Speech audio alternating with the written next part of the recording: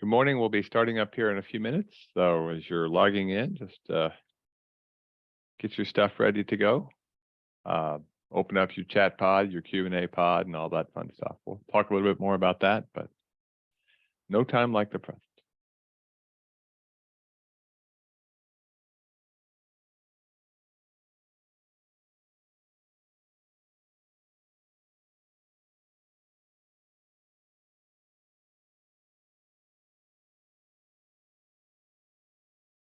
Hey, David, this is Dawn. I'm just wondering if you guys can hear me. We can. You sound a little metallic, almost like a machine, but yeah, we can hear you. Okay. I'm in on my phone and viewing on my computer. I can try to call back in. Why don't we do that Yeah. during lunch? Yeah. Okay.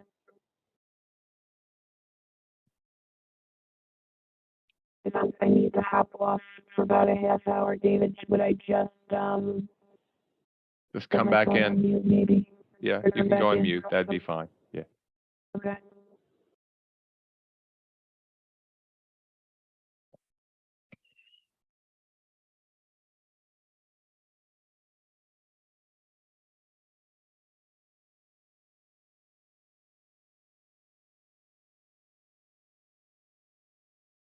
And again, we're going to be starting up here in about another 3 or 4 minutes, but giving people time to log in.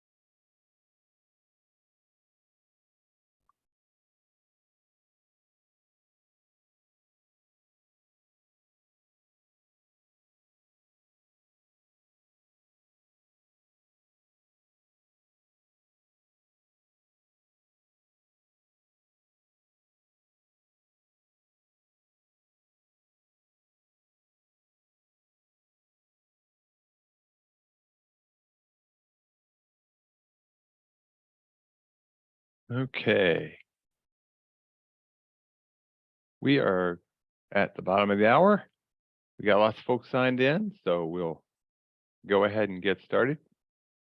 So good morning and welcome to our workshop online on local federal aid. We're going to overview of the process. This is really a beginning review. If you've had lots of programs, hopefully you'll pick up some new things. We got a few things we've added since the last time we did this.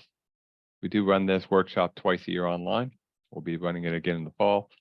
So if you have friends and colleagues who are thinking about getting federal aid, you might want to have them go in for that one in the fall. So this particular workshop is an overview of the process, and I'm David Orr. I'm the director here with the LTAP Center in New York State. We're part of the Cornell Local Roads program. To try to make this online experience more enjoyable, we've done a whole bunch of different things.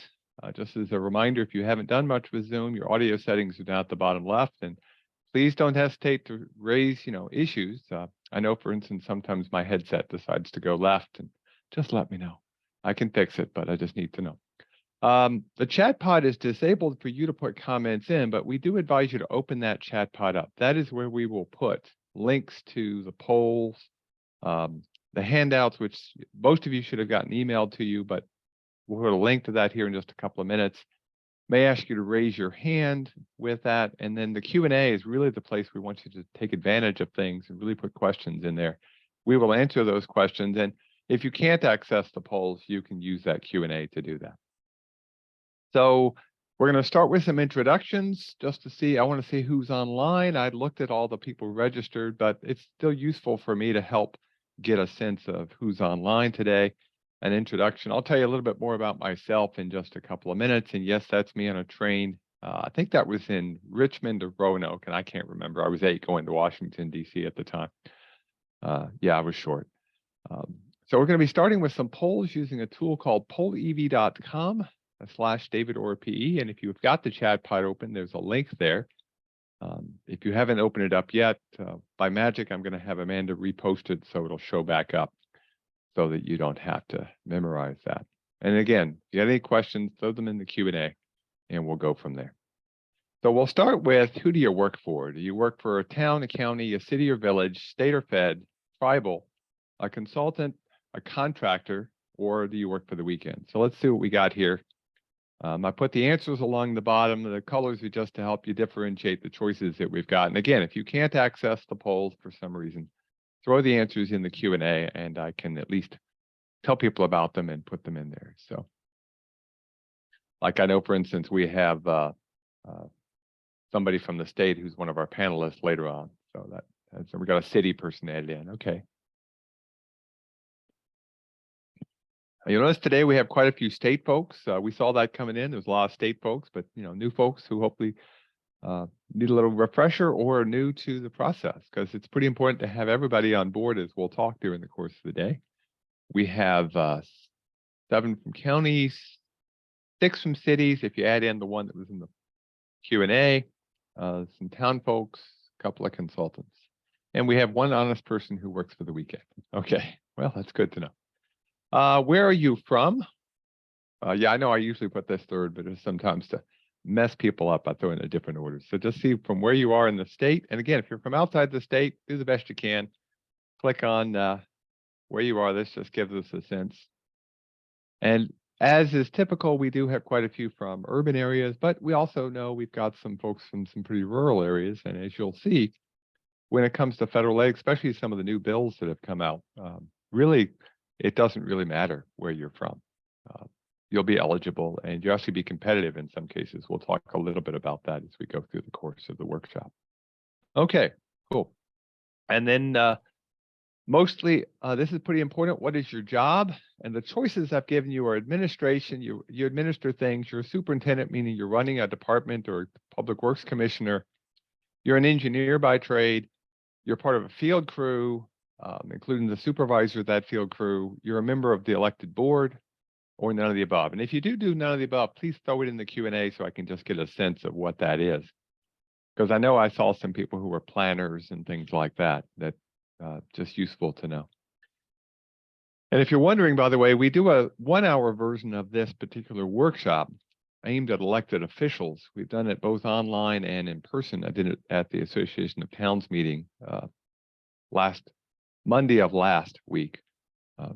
And of course, they had some interesting questions, very different viewpoint when you talk to board members about that. But today we have a lot of engineers, we have some administrators, got quite a few none of the above, and I'm seeing some planners and MPO staff going in the Q&A there, and then some highway superintendents / DPW commissioners. Okay, that's useful to know. Okay, thank you. So here's the schedule for this workshop today. We're going to go about 1 hour max, and then we'll take breaks. We know that the mind can absorb what can endure. So the idea is an hour, take a break, hour, take a break. And we'll give you about an hour for lunch, just because we know you're going to want to check your email. I'm going to check mine. I got a field visit I need to look at for tomorrow. And yes, Amanda, I'm actually going to be out tomorrow. So the meetings for tomorrow have to be moved to next week. We'll take the break in an hour, even if we have to move things around a little bit. We're going to be doing, starting with planning and design. We're then going to do construction and operations and maintenance. And then we're going to do some conclusions for half an hour. And we're going to end with a Q&A with folks. We'd hope to have folks from both DOT and FHWA, but our two folks from FHWA that initially we're going to be able to attend got called into a meeting. So you know how that works. So they're going to have to do that meeting. But they did send some questions and some things we need to talk about. Most of them we'll talk about during the workshop, but we can still answer your questions. And if we can't, we will find somebody who can. So please ask your questions. That's really important to us. Just so you know, we do have a couple of webinars next week. That is very useful for folks. You might want to look into it. And so just something to be aware of. We have one on revenue sources next Tuesday as part of our foundational series. It's an overview of revenue sources. It is not comprehensive. In fact, really as much as anything, if you do decide to go to that, bring your revenue sources, because we're going to be interactive and talk a little bit about where you might look to get revenue sources, everything from local all the way up to federal aid. And that's just for 1 hour next week. We'll talk a little bit about revenue today, but certainly not an hour's worth. And then we have a session on grant writing. Again, a basic introduction to grant writing for an hour taught by the director of the Ohio LTAP Center, who's very good at this kind of stuff. And we are very fortunate to have her coming in next week, Victoria Beal. Okay, so let's just mention, here's who we thought we would have for some federal aid stuff. So instead, we're going to do a poll question. And you're going to see this poll question come up all day. This poll question will show up. So I want you to feel free to put in your questions. And we'll repeat this particular poll. These are the ones for the poll at the end of the day, the panel that we're going to have. We have 4 folks from the state who will be joining us. And so please put your questions in. And yes, I know there are none here, but during each of the breaks, I'll reactivate this particular poll. So don't hesitate to put your questions in, because that's how we really learn, is when we have a teachable moment. Now, I got to start with a caveat. Okay, the caveat has to do with the bipartisan infrastructure law or the Infrastructure Investment and Jobs Act. They're the same thing, IIJA or BIL. I like the name bill only because I have the perfect logo for it. And anybody who's of my age or of a certain age is now singing a song in their head about I am just a bill. But the idea is this bill that came out a little over a year ago now when it was signed has some things in it, including provisions for direct local federal aid. We aren't going to be talking a lot about that. There's still a lot of guidance that's being put out there by FHWA. You may have actually even gotten a grant with some of those direct local federal aid things. The caveat I've got is I can't get into that detail too much. I'm really going to focus on the ones that are going through the state when we run through the process. But realize anything I say that is a state responsibility, if you are a direct recipient of federal aid, you're going to have to take over those duties. That's just something to keep in mind. All those things we talk about in roles and responsibilities here in a little bit are still there. They're just not going to be done by the local agency. So if you're going for a direct federal aid, think about that as you go through this. The other thing I want you to make sure you understand is that there's a lot of acronyms, okay? There are tons of them that we're going to be going through. In your handout, which I'll talk about here in just a second, in your handout, you will have a list of acronyms that are purposely unlisted other than the acronym itself. If you go through all the things we talk about and you start realizing those acronyms, once you can fill those out and feel comfortable with them, you're actually in pretty good shape, because really you start to get a sense of what's involved. And we'll have a little bit of fun with this as we go through the course of the workshop today. So in terms of some handouts, I don't know if these are the current links. I'm not totally sure. Let me just see here. Nope, these links aren't current. So I'm going to tell you right now, let me do this. Watch this trick. I'm going to come in here and I'm going to go, no. Cross that out and then cross this one out. What you want to do for the handouts is open up your chat pod And in your chat pod, you will have a link to the 2 handouts. Again, most of you got an email to you yesterday. If you can't access the box because of your IT department, and everybody has different IT departments, we know DOT sometimes has a problem with that. Just send us an email at clrp@cornell.edu and we can email you a copy of it. It's a couple of PDF files. And if you're wondering what they look like, let me go find them. So we have 2. One is something called the, I call it the NICE wheel. It was actually put out by local programs. We'll talk a little bit about them in a little bit. It's actually a pretty cool review of the federal aid process. And it will give you some details that we don't talk about today, and is a good reminder later on when you're looking at your federal aid process. So a pretty good document, mostly from the local programs at New York State DOT. All I did was cleaned up some of the layout, got rid of some widows and orphans, as they're called in the text world, and made the font more consistent. That's about it. Other than that, it's really a pretty good document. And then this is the handout for the workshop itself. It has the agenda, some really good contact information, including folks with the state DOT and federal highway, and a whole bunch of links, okay, including some links on where you might go to find information about the bipartisan infrastructure law that occur on bottom of page 3. There's some information, some from us colleagues in Connecticut's LTAP Center who have a really good website on resources, stuff directly from the Federal Highway Administration on the infrastructure law itself. Okay, so we'll come back to that handout some, but let's get on moving here. One other place you might want to look for things, and I would advise anybody who's getting local federal aid to go to this website. And again, it is in your handout. You don't have to memorize these things. Go to FHWA's Federal Aid Essentials videos.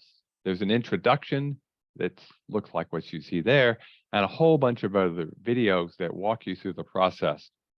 There are a couple of the places where New York State rules are slightly different. We'll talk about some of those, but they're extremely valuable, and they're nice because they're supplements and they're always available. So it's a good place to go and update yourself, remind yourself of the federal aid process. And it's aimed at anybody. It's aimed at state, local. It's aimed at pretty much anybody who's getting federal aid. So that's something to keep in mind. Okay. Now, before we get too far in this, one of the reasons we're doing this workshop has to do with who gets local federal aid. So these are data that were sent to us from the state prior to when we started this workshop series. And these are data from 2016 to 2019, so a 4-year period. And it's pre-COVID. Things got a little strange during COVID. I'm going to try to get some updated data before our fall session. But right now, these are a pretty good way to look at the problem. So outside of New York City, because New York City gets a lot of projects, as you might imagine, there were 654 projects that got local federal aid through the Local Programs Bureau. Only 247 local agencies. Now, New York State has in it 1,580 local agencies, so only having 247 means a lot of folks didn't have many at all. In fact, you can see the large majority of them were done in areas like Syracuse and Buffalo and Rochester and down along the island. In fact, if we break it out and we look at it, here we have a table we're going to build. It's the number of projects various governments got. I don't list the zeros, maybe I should, but just to fit it on the screen, I'm just doing the ones that got projects, okay? So of counties, 54 of the 57 counties in New York State did get federal aid during that 4-year cycle. So that means 3 did not, so I would have had 3 there. But 6 counties only had 1, 6 counties had 2, 11 counties had 3 to 4, and 31 had 5 or more. Counties get a lot of local federal aid. A lot of it is on bridges, as we'll talk some. When it comes to cities, out of the 62 cities, well, 61, not counting New York, 16 got 1, 8 got 2, 6 got 3 to 4, and 12 got 5 or more. So those who got 5 or more, pretty familiar with the process. And by the way, might be somebody you could talk to if you have any questions. Maybe find a city or county nearby that could help you answer some of your questions that you might have. Now, the towns, there are 933 towns in New York State, but only 108 got local federal aid during that 4-year cycle. And of that, 92 of them, the majority by far, only got one. In fact, there was only one town, and no, I don't remember off the top of my head what that town is. I do remember it was pretty urban in the Albany area, if I remember correctly. But it might be one of the ones down at Long Island, and I can't remember. One's the 3-4 and one's the 5+. But the reality is, the majority of towns got 1 or 2 projects. And so your town or your village may not have gotten a project because there's 933 towns, 500, and I think right now the number is 26, might be 23, 520 something villages. And again, only 43 got a local federal aid project. So if we look at local government, 247, the majority of the local governments who got this really only got 1 or 2. In fact, 23% of those local projects were done by agencies who only had 1 project. It really takes you 2 or 3 projects to get comfortable and familiar with the process. So that's just something to keep in mind. And in terms of 5+ projects, 18% of the municipalities did most of the projects, which is the 80-20 rule in its perfect form. It works out just like you'd expect it to do. So it helps me as we're doing this today. How many projects have you done? How many federal aid projects have you completed? And yes, if you work for the state, you could put in 5+. I'm okay with that. If you manage the project even from the state side, that's still useful for as we're having our discussion because it means you're familiar with the process. And PollEV has done something weird, so I have to scroll a little bit, which I'll do here once we get some answers in. Let me get my mouse where it belongs. So, scrolled too much. There we go. Okay. So we have, most of you have none. Okay, about 2/3 of you. A lot of you have had 1, a couple have had 2, and then a small percentage of you have had 5 to 9, and then 10% or so have had 10 or more. Okay, cool. That's good to know. Okay, very useful. Okay. Let me just see here. Okay. And then what kind of projects have you had? Again, in this case, just type in there, is it a bridge project, is it safety projects, rail to trail? What kind of projects have you had? And I've got somebody in the Q&A has mentioned that they're brand new to planning. And that's useful. That's very helpful for myself as we're doing the workshop to know who's involved. So there hasn't had any, a bridge and a highway project, Bridge New York, which we'll talk a little bit about Bridge New York. It's actually both a state and a federal dollars, depending on the length of the structure. But bridges are definitely fall under federal aid in that case. Okay, preventive maintenance. That'll be an interesting one. When we get to that, the person who put in preventive maintenance, I'd like to know, we'll talk about that. If you maybe even could put in the Q&A, what federal aid you were able to pay that with, because usually federal aid doesn't pay for maintenance. It usually pays for capital work, with some exceptions we'll talk about. So rehabs are a little different. And then there's abbreviations, SRTS and CMAC and TAP, and we'll talk a little bit about that when we talk about some sources here in a little bit. Okay, bike lanes, yep. Okay. Okay, cool. Lipstick on a pig, curbs and sidewalks. Well, if it's a safety issue, and we'll talk about that, that's possible. Okay, cool. Okay. Yeah, railroads definitely get involved with federal aid when they intersect with transportation. Okay, cool. So let's open this back up. Again, I'm going to give you this opportunity again and again to put in your questions, and we will answer as many of these questions as we can. As I say, if we can't, we'll send them out to folks who can get you answers. And you can see there's a couple already, one dealing with incorporating green issues in the aid, and the answer is, yeah, there are, and we'll talk a little bit about that. And then the other one, as an authority, how can you capitalize on financial aid? We'll talk a little bit about that when we talk about the funding sources. And each funding source does have a list of who is eligible for that funding source, much like you'd expect anything. So we'll talk a little bit, but keep putting those questions in and we'll answer those later on. And do you need a full design? Actually, no. We'll definitely talk about that. In fact, you can even get paid to do the design and even some of the planning work. But we'll definitely talk about that when we're going forward. So, okay. So now moving forward, during the course of today, we're gonna really focus on 2 projects. not because there aren't plenty of others. In fact, we'll give some examples at the end of the day on some other ones. One of them is, we'll just talk about, imagine a bridge project. It could be a rehab, or it could be a replacement, or it could be a widening. But think about a bridge project, as they're by far the most common. About half of the local federal aid involved a bridge project of some type, okay? And so we'll imagine maybe this bridge needs to have its arch repointed and the deck redone and some safety improvements. And then the other one might talk about a little bit is safety improvements. Maybe we're going to be putting in, maybe this is the after picture, we're going to put in some speed tables and do some improvements for safety near a school or where a lot of pedestrians walk, something like that. So just keep these kind of things in mind as we walk through. These are sort of our two sort of projects that we'll think about, and we will do some scoping exercises a little bit when we talk about those.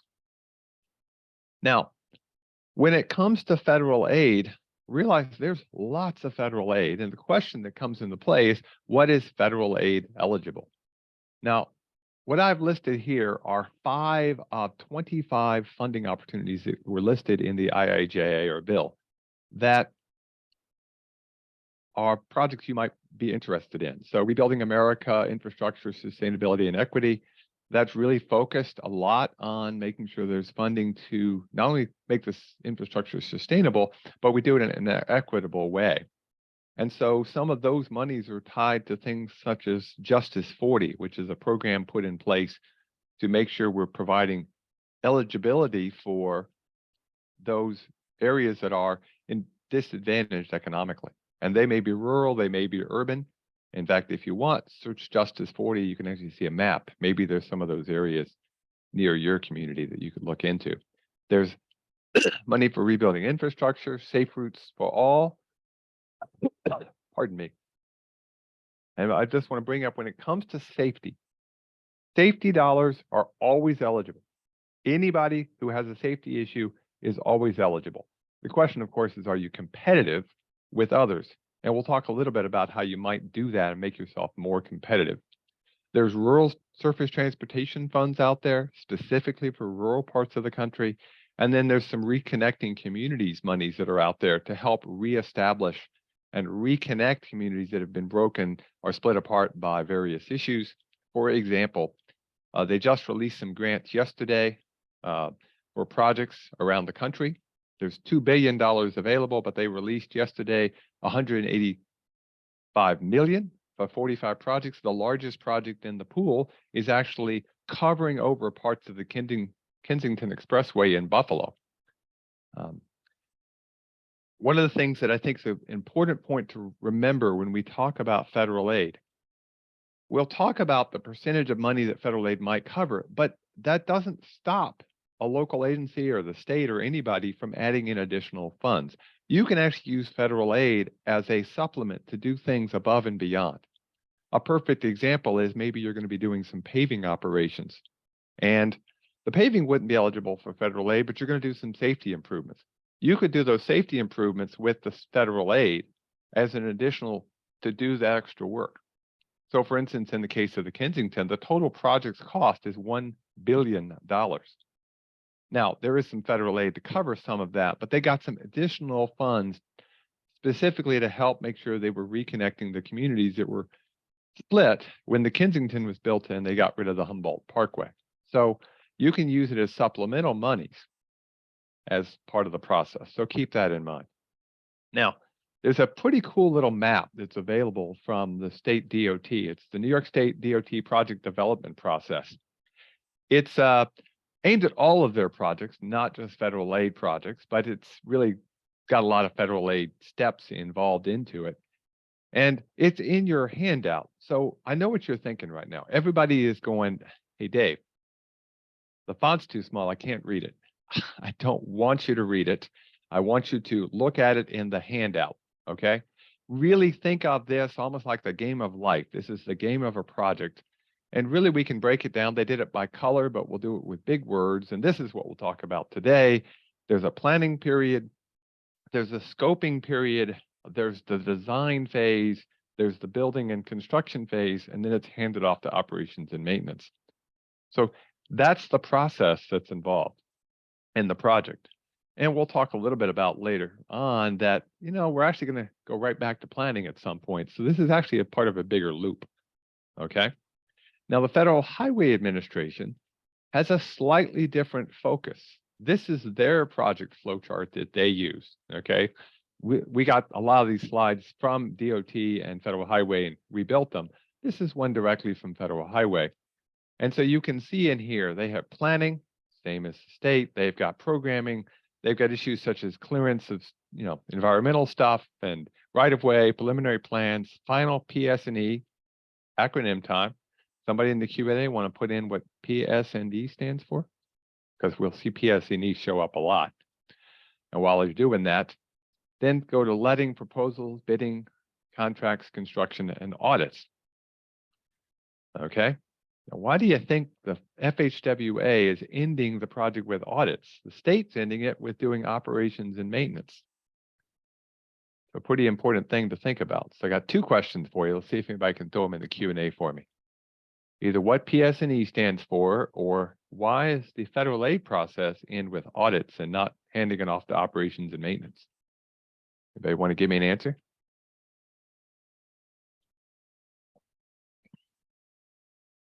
They're not brave this morning, Amanda, Jody. Plan, specification, and estimates. Very good. So we got somebody on the PS&E side. That's good. Okay, so plan, specification, and estimates is a sort of a combine of everything together. It's that final report that we submit for approvals. Okay.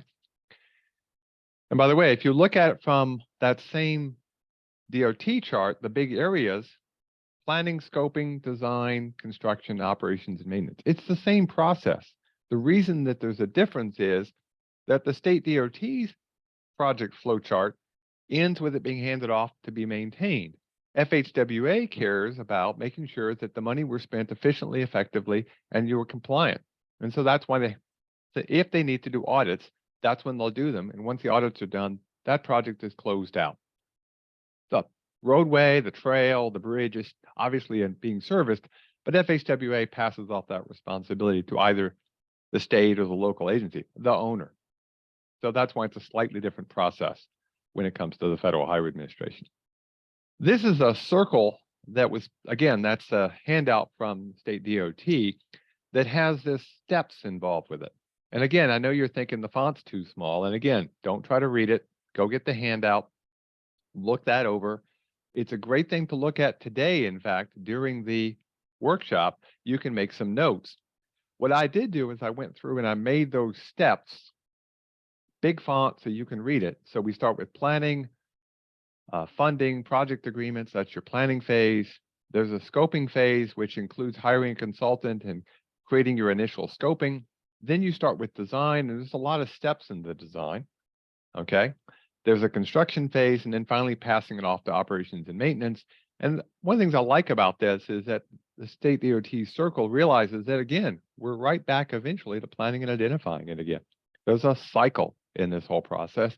And as you're developing your scoping, as you're doing your planning, think about that O&M. Maybe you could do something during the construction that would make the O&M more efficient, effective, or less expensive. That's the time to think about it, is during the planning phase or the scoping phase. Okay. The other thing, this is a very important point. If I had to pick one thing to walk away from this circle illustrates it. You're probably wondering why there are 14 steps. Well, there are 14 steps because of the way the process works. The local federal aid process, and this will be true even if you get direct federal aid, is a reimbursement program.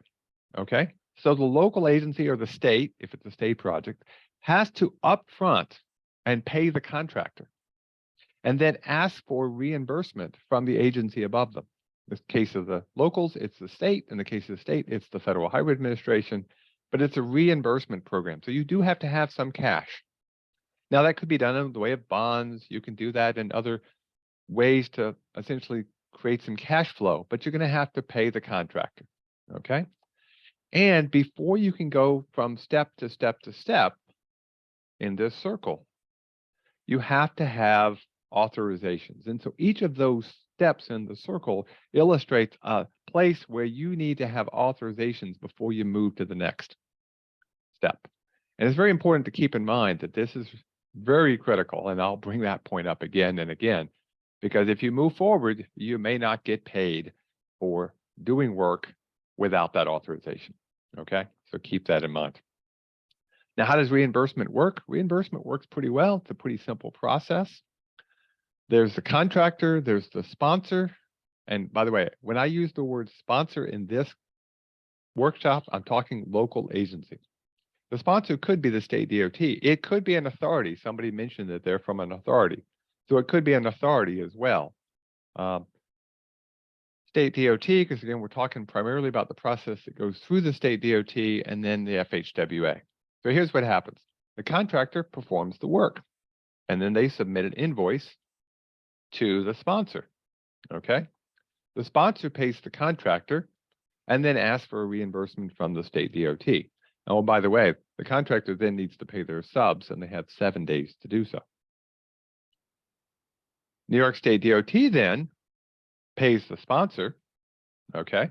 And they submit a reimbursement request to the Federal Highway Administration. And then the Federal Highway Administration reimburses the New York State Department of Transportation, okay?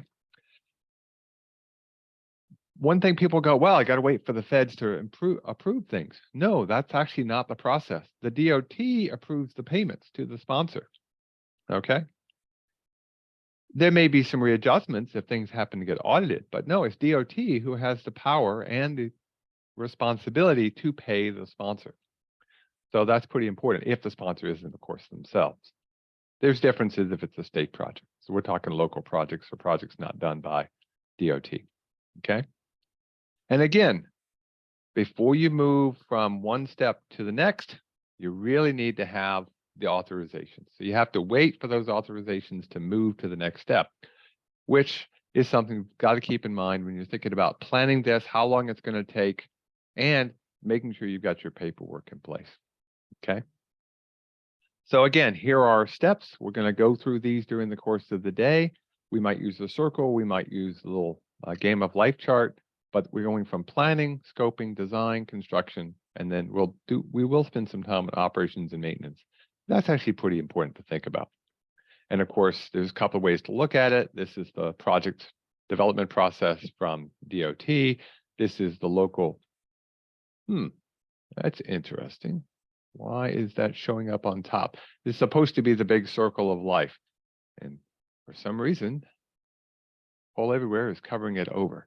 I may look at the break and figure out how to solve that problem, but it's a big circle. So just asking the question, so we'll go ahead and ask the question since it's there. What would be a key program element for the Federal Highway Administration? If you were thinking about what we've talked about so far, what would be a key program element for the Federal Highway Administration? Okay, so you can put in an answer in here. What do you think is important to FHWA? If you had to pick what they think is an important thing. What are the key program elements? What are the things where they see the most problems? What are the issues you think Federal Highway is most keen to make sure are done properly? Let's see what people put in, and let's make sure it's showing me responses.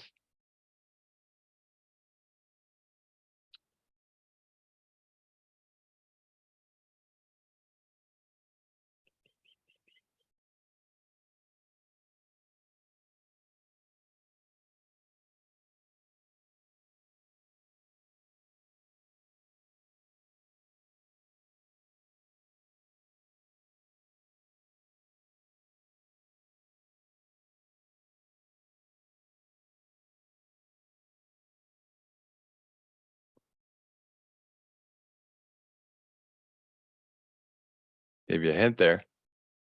This one does not seem to be accepting answers. And I have no idea why. That's very bizarre.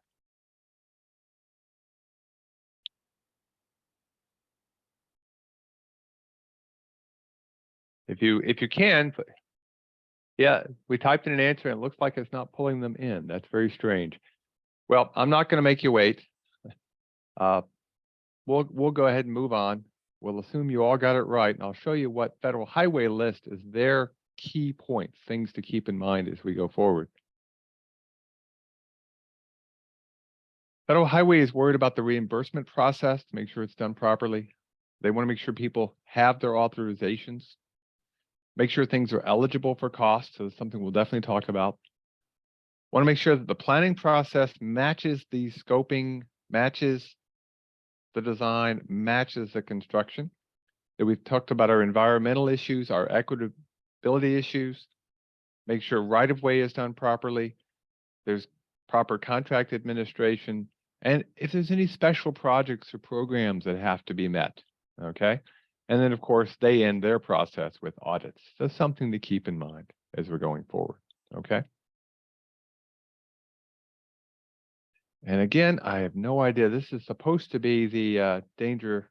Oh, you do see the danger acronym minefield. Very strange. I may, during the break, have to fight with Paul everywhere because it wasn't doing this yesterday. So just think about some of the danger acronym things, okay? We'll play around with that. We'll have a little bit of fun with that during the course of the day. I may throw a few things out at you. In fact, I got a couple of minutes here. Let me find one. I'm going to open up my handout. And I'm going to pick one on here that we haven't talked about yet, but I think everybody knows. What does HDM stand for? HDM. Okay. And let me get a pen so I can write that on here.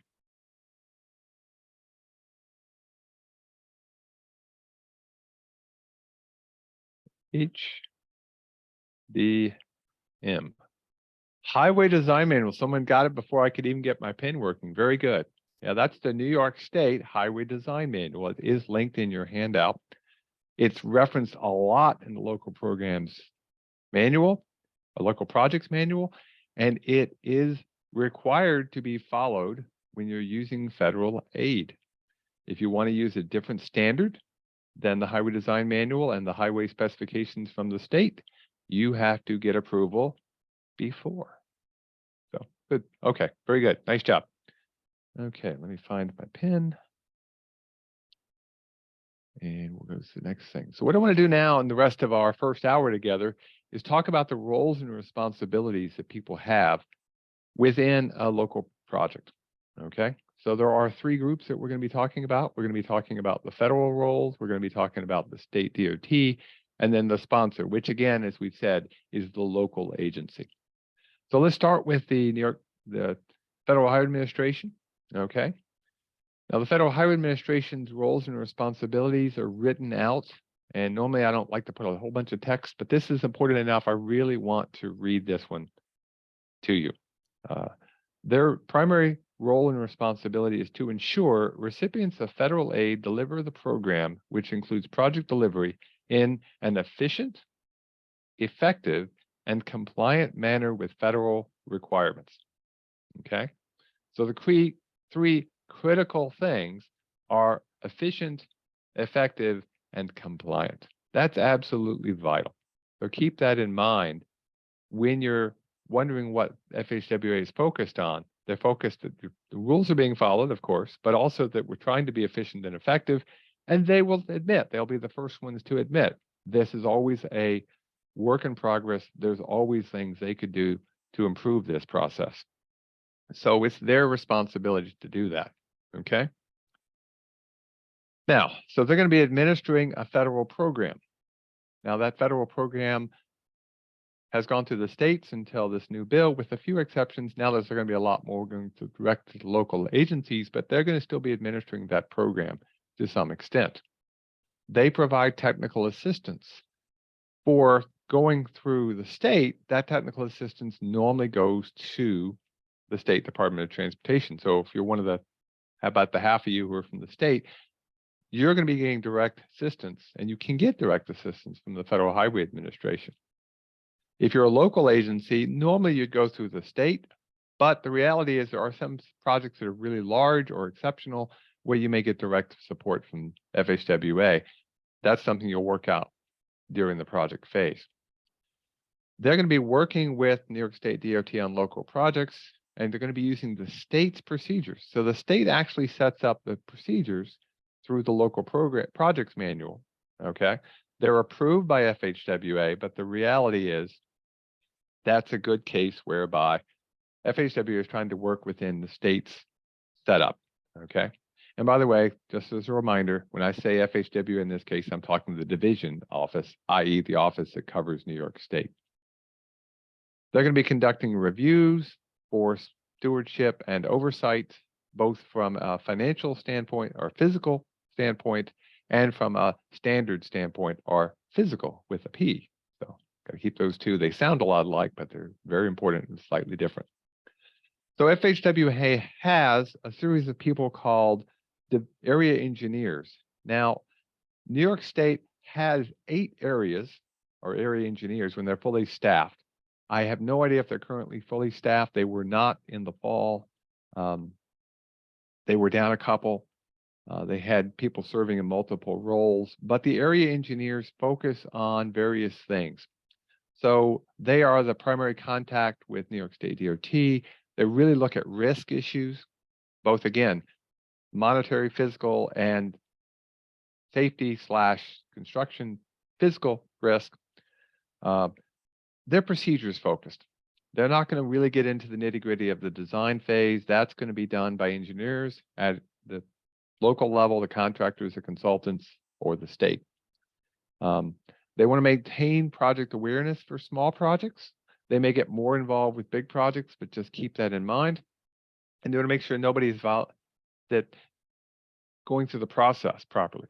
They're not validating technical stuff unless they are asked to. That I do want to make this point. If there is an issue where you're like, boy, we'd really like some technical support, ask. You might be able to get it. There are some places where they can provide some technical support. But remember, if you ask a question, be ready for the answer. But they can help with safety issues, design issues, specification issues, if the DOT can't help you out. So you can ask for that help, but normally they don't look at that unless specifically asked. So in terms of project involvements, it'll be through the division office. They have an updated project involvement process. It's been changed over the last few years. They used to use a projects of division interest system.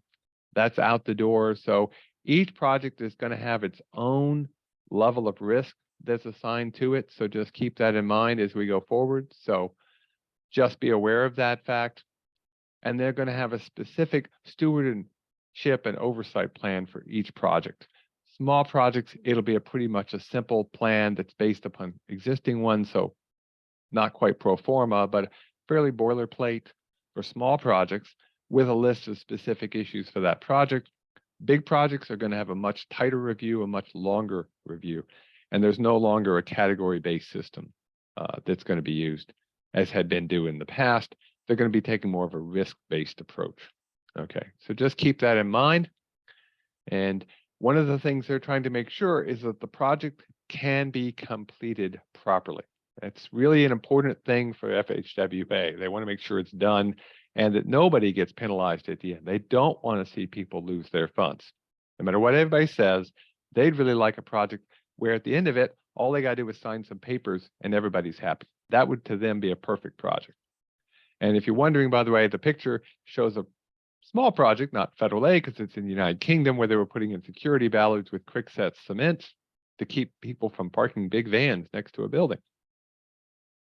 You've probably figured it out by now. They had to jackhammer one of their bollards out of the way because they had just cemented themselves into a closed area. So in terms of that stewardship and oversight plan, there's, again, they're project specific, okay?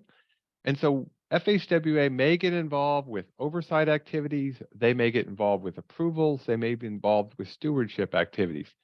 This will be determined during the initial phase of the project, during the initial reviews of the design report, sometimes called the DAD. We'll come back to that acronym in a little bit. But look for that issue, realize it's okay. They're just going to be looking at each individual project and assessing the risk, okay? In terms of project involvement, okay, you'll hear some words that come out, so just keep these in mind. There's something called the Compliance Assessment Program. As you can imagine, that's a review. Does the project comply with federal regulations? Okay. Are they following state standards?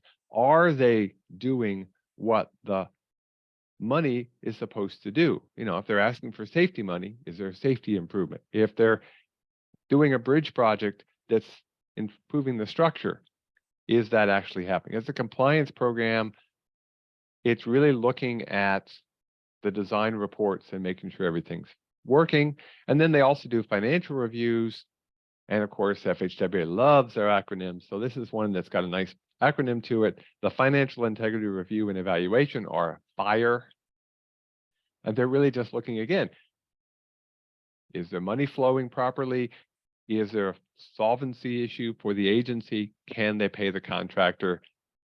Is everybody working well from a financial standpoint? Are we spending the money wisely in an efficient, effective, and compliant manner? And there may be some process reviews. For small projects, I wouldn't be too worried about this. Bigger projects might see this. Program element reviews might come into play too. Those are going to be a lot with New York State DOT, with local programs. And I suspect Dawn and Doreen get involved in more of these than any local agency would, unless, of course, it's a big project. Okay. Now, I'm going to show you two pyramids. This pyramid here comes from the FHWA, and they decided that they were going to put the law at the top, and then everything goes down below that, down to information at the bottom. And that's actually not a bad way to think about it. Okay, so the law at the top, work your way up to regulations, and then there's policy and guidance and information. And in terms of quantities, this is probably a better way. The law is relatively small, and by the time you get to information, it's relatively large in terms of quantity. I flipped it around. I do it a slightly different way. I start at the bottom with the foundation and actually go all the way back to the Constitution. Okay, and then you've got the law that's from the Constitution, so it has to be constitutional. There's regulations, so regulations are written around the law, which is what they're working on now on Bill.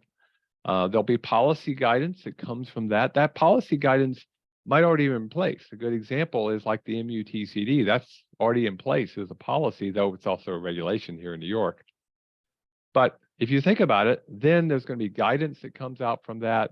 And then with a specific project, you'll have a specific agreement or a specific contract. Okay?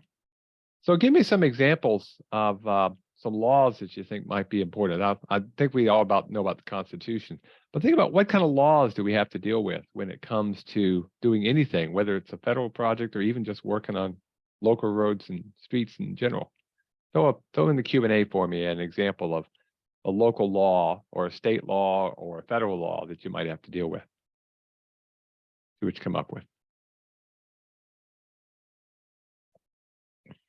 New York State highway law. Absolutely. In fact, here is actually a picture of very early highway law. This is from the 1800s.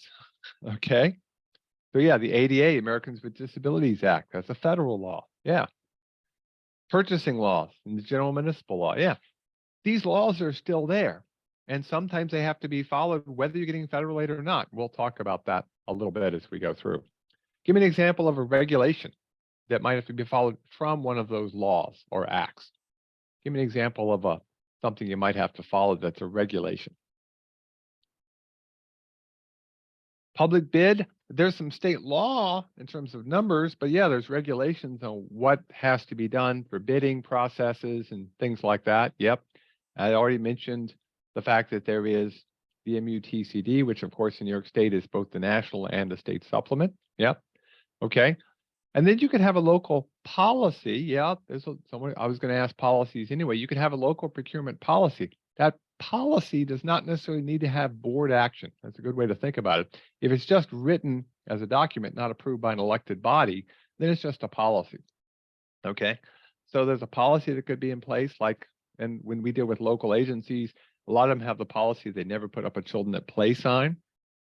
Has to be within the context of the regulations that are above it.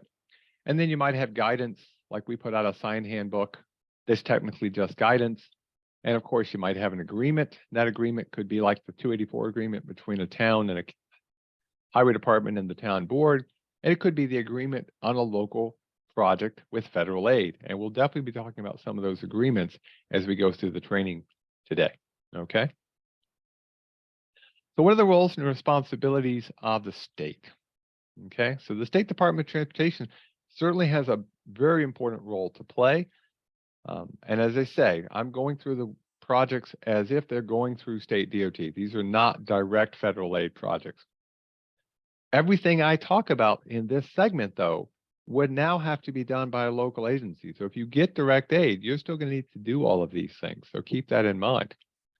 So one of the things to do is determine, is a project eligible for federal aid? They actually have to look at the submittals and go, yep, that's valuable, that's competitive, and it meets the standards for getting federal aid.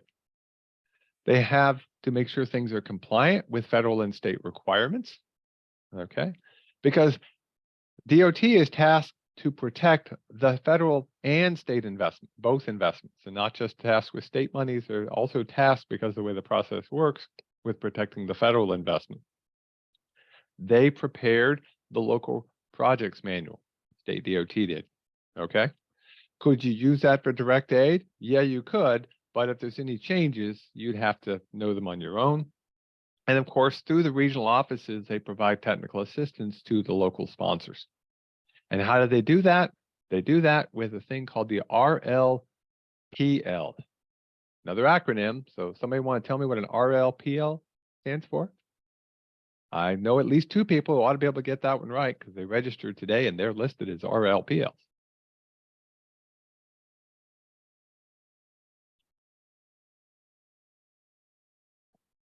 So they want to put in what an RLPL is. Regional Local Project Liaison. Yeah. Okay. So the Regional Local Project Liaison. If I had to pick the one person, if you are from a local agency, you want to know that person. Pick up the phone and give them a holler. If you are with the state and you are the RLPL, get to know the locals. Maybe even go to some of their local highway meetings or find some local agencies. Make sure there's communication. It's absolutely vital. If you don't, you aren't the RLPL. Maybe you're over in contract management or you're some other part of the DOT region or your main office. These are the people who are the liaisons between the local agency and the state. They're absolutely important and critical to making things work. They're going to be interpreting manuals. They're going to be monitoring projects. They're going to make sure things are done completely. They're the ones who talk to main office. They're going to be involved in some required meetings with local project agreements and some project updates. So very critical person to deal with. In fact, when we set up this training, we had an RLP out of Binghamton help us out a lot, Dave, and absolutely vital people to know. Of course, they're going to work with the Local Programs Bureau. This is the state DOT's office on Wolf Road. Local Programs Bureau is up there in the upper left corner, and they set up all these manuals. I don't know who's got the corner office now, but the whole idea is all this filters down back and forth, and it's all based upon communication. So again, Poll Everywhere has decided to hide the circle of life on me. Let me just try something here. Let me see if I minimize this. Can I minimize this? That is just plain bizarre. This is supposed to be, again, the circle of life. But instead, it's showing up a slide early on examples of DOT proposed approvals. Let's see if it'll accept your approvals. It says responses, so maybe somebody can try putting in a response and see if it shows up. Up, they're showing up. Well, at least they're showing up. Okay, so examples of approvals from the state. Somebody put in test. Thank you. That's actually very important. Thank you. I don't know why it's doing that. And it didn't do this yesterday when I went through every slide, so I have no idea. So state local approval agreements. Yep, those are important. Preliminary design. Design approvals. Okay. pay items and specifications. Okay, I'm going to try something here just to see. It doesn't show up on the official slide. That's really bizarre. It's going to be one of those days with technology. Okay, final design, yeah. Okay, scoping phases, they're going to be approving the scoping phases. Essentially, if you think about this big circle, and I'm going to make sure that circle shows up on a slide here after our break. They're essentially providing, New York State is approving each step.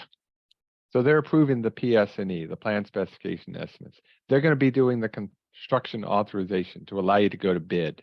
They're going to make sure the right-of-way was done properly. Absolutely. Great examples. Okay. And so just keep that in mind as we go through the process.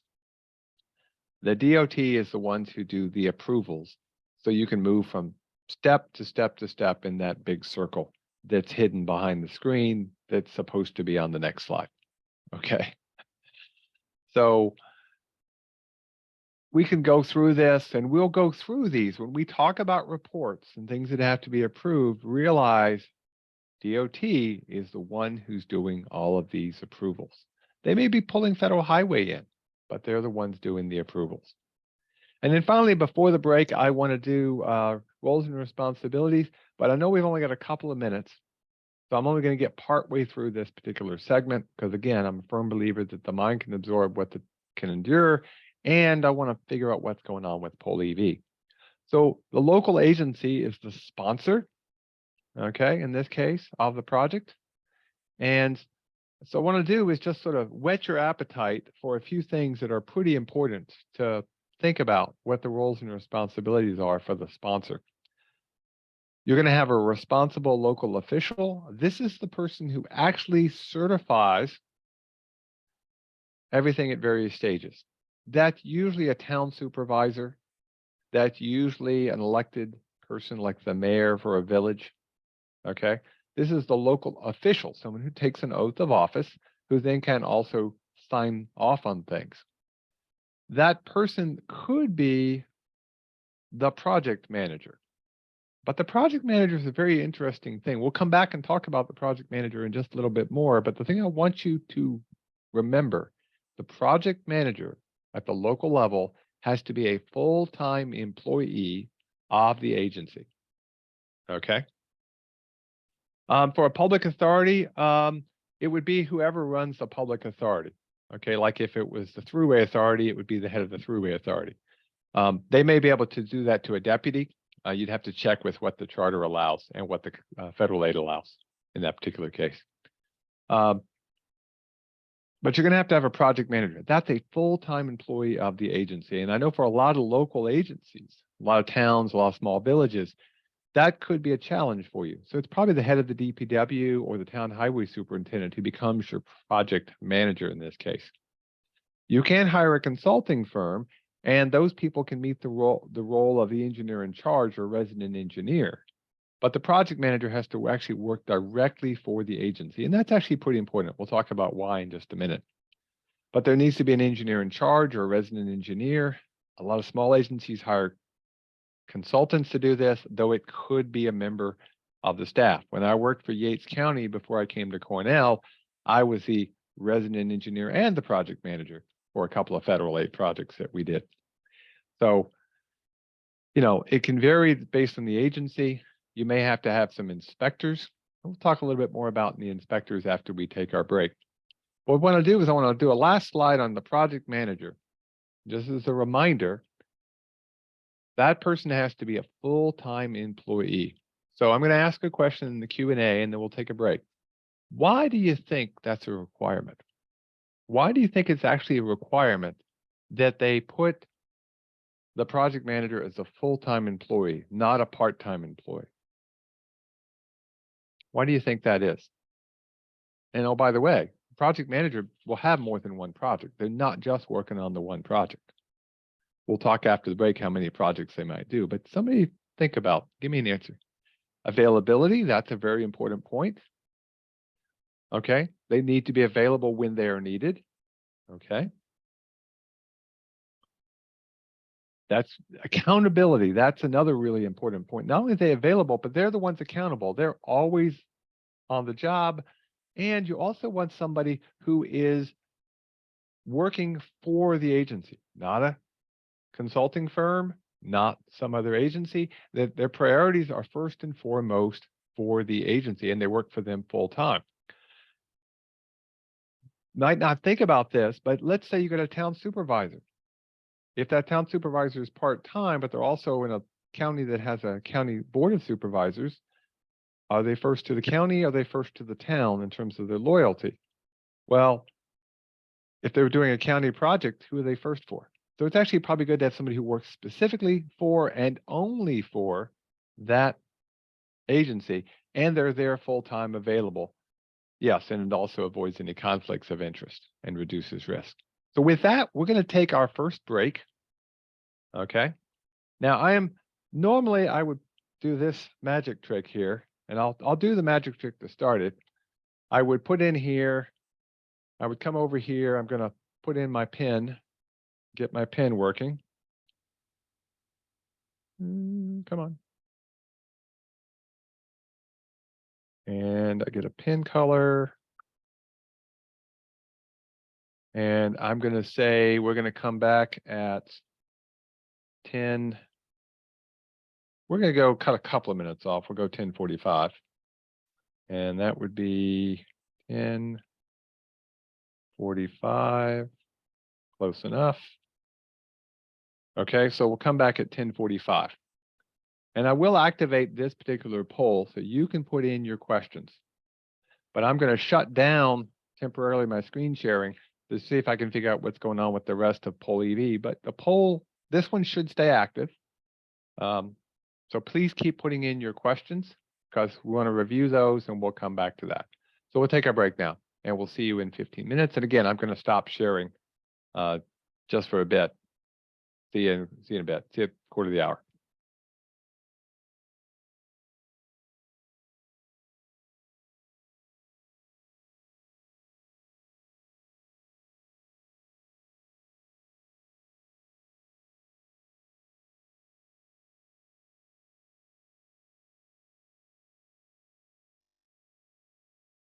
Okay, welcome back.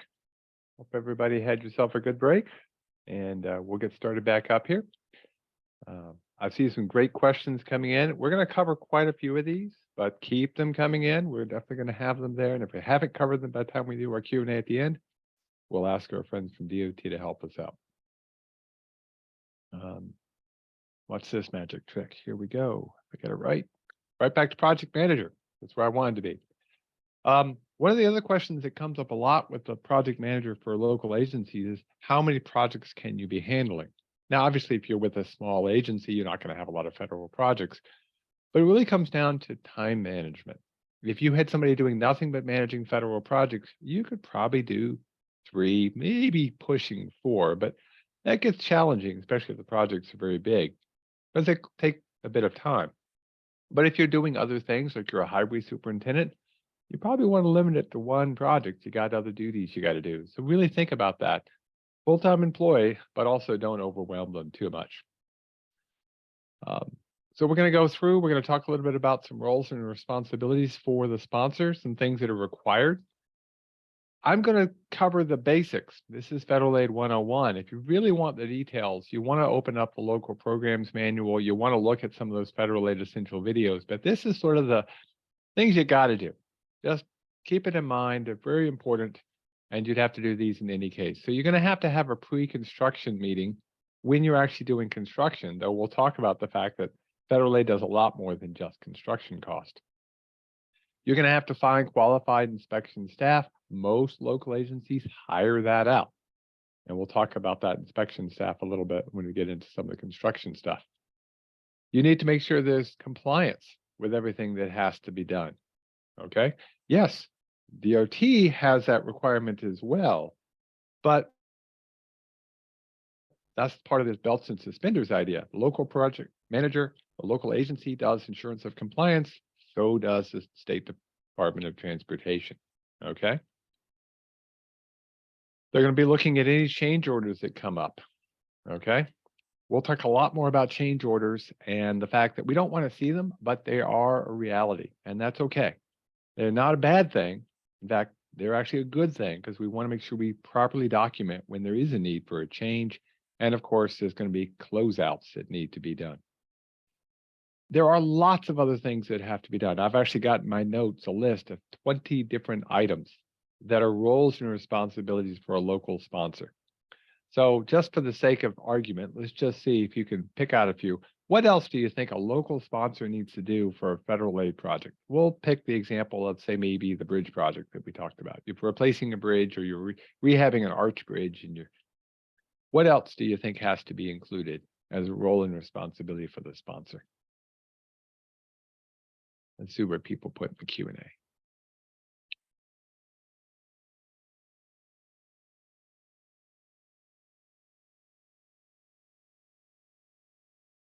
Thinking about it. They're going to be opening and closing the road. Yeah, that actually sounds like a minor thing, but that's actually pretty important. Communicating with the local agency when a project's being done, clearances from Army Corps and or from the DEC. Yep, that's essentially permits that have to be done. Any permitting that has to be done is the sponsor's responsibility. Could be historic permits. It could be almost anything. They might have to encumber the cost. We talked about that. Okay, environmental compliance.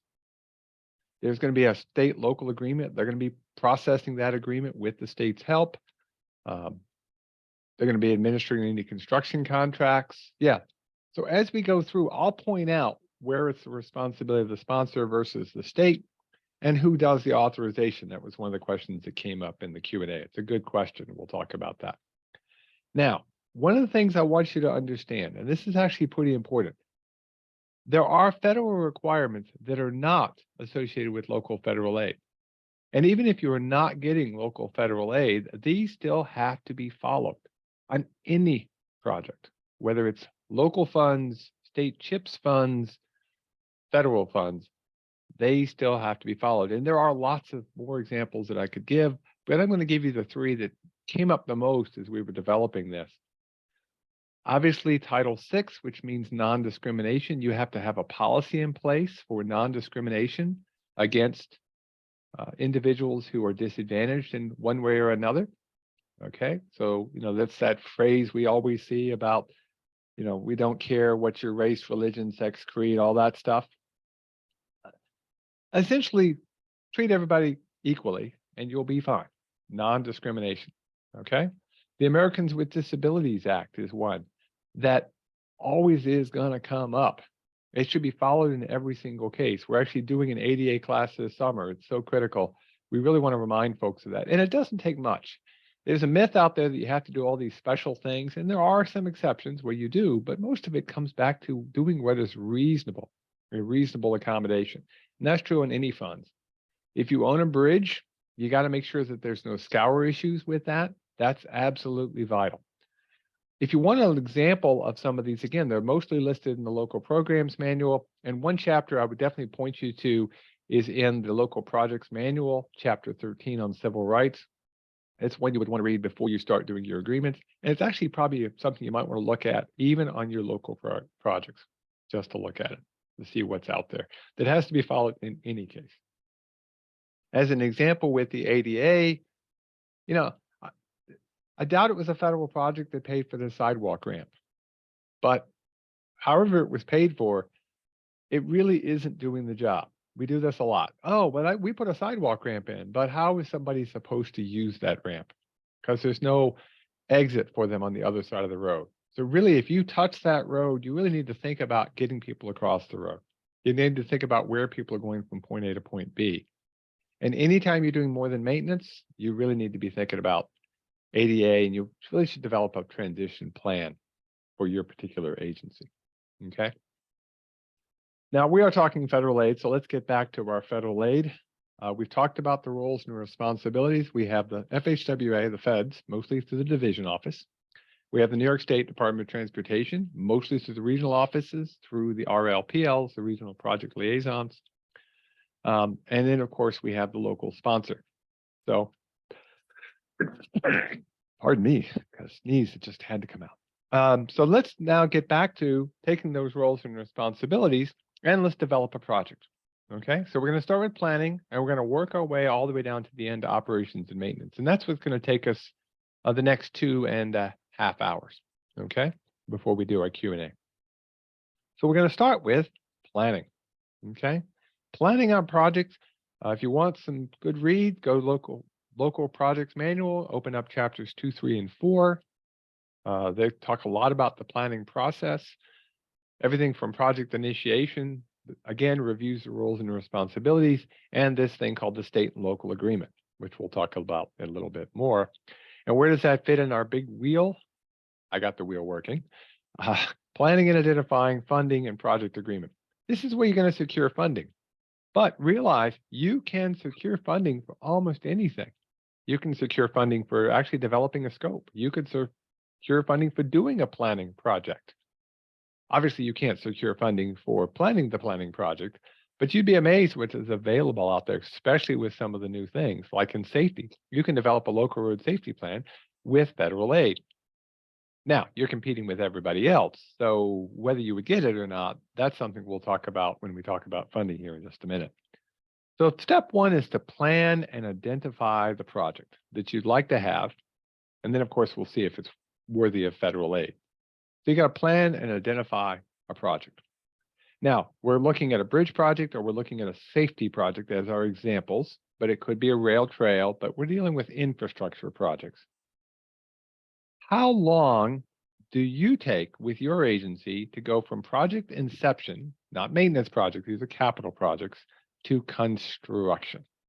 So is that less than a year, 1 to 2 years, 3 to 4 years, more than 5 years?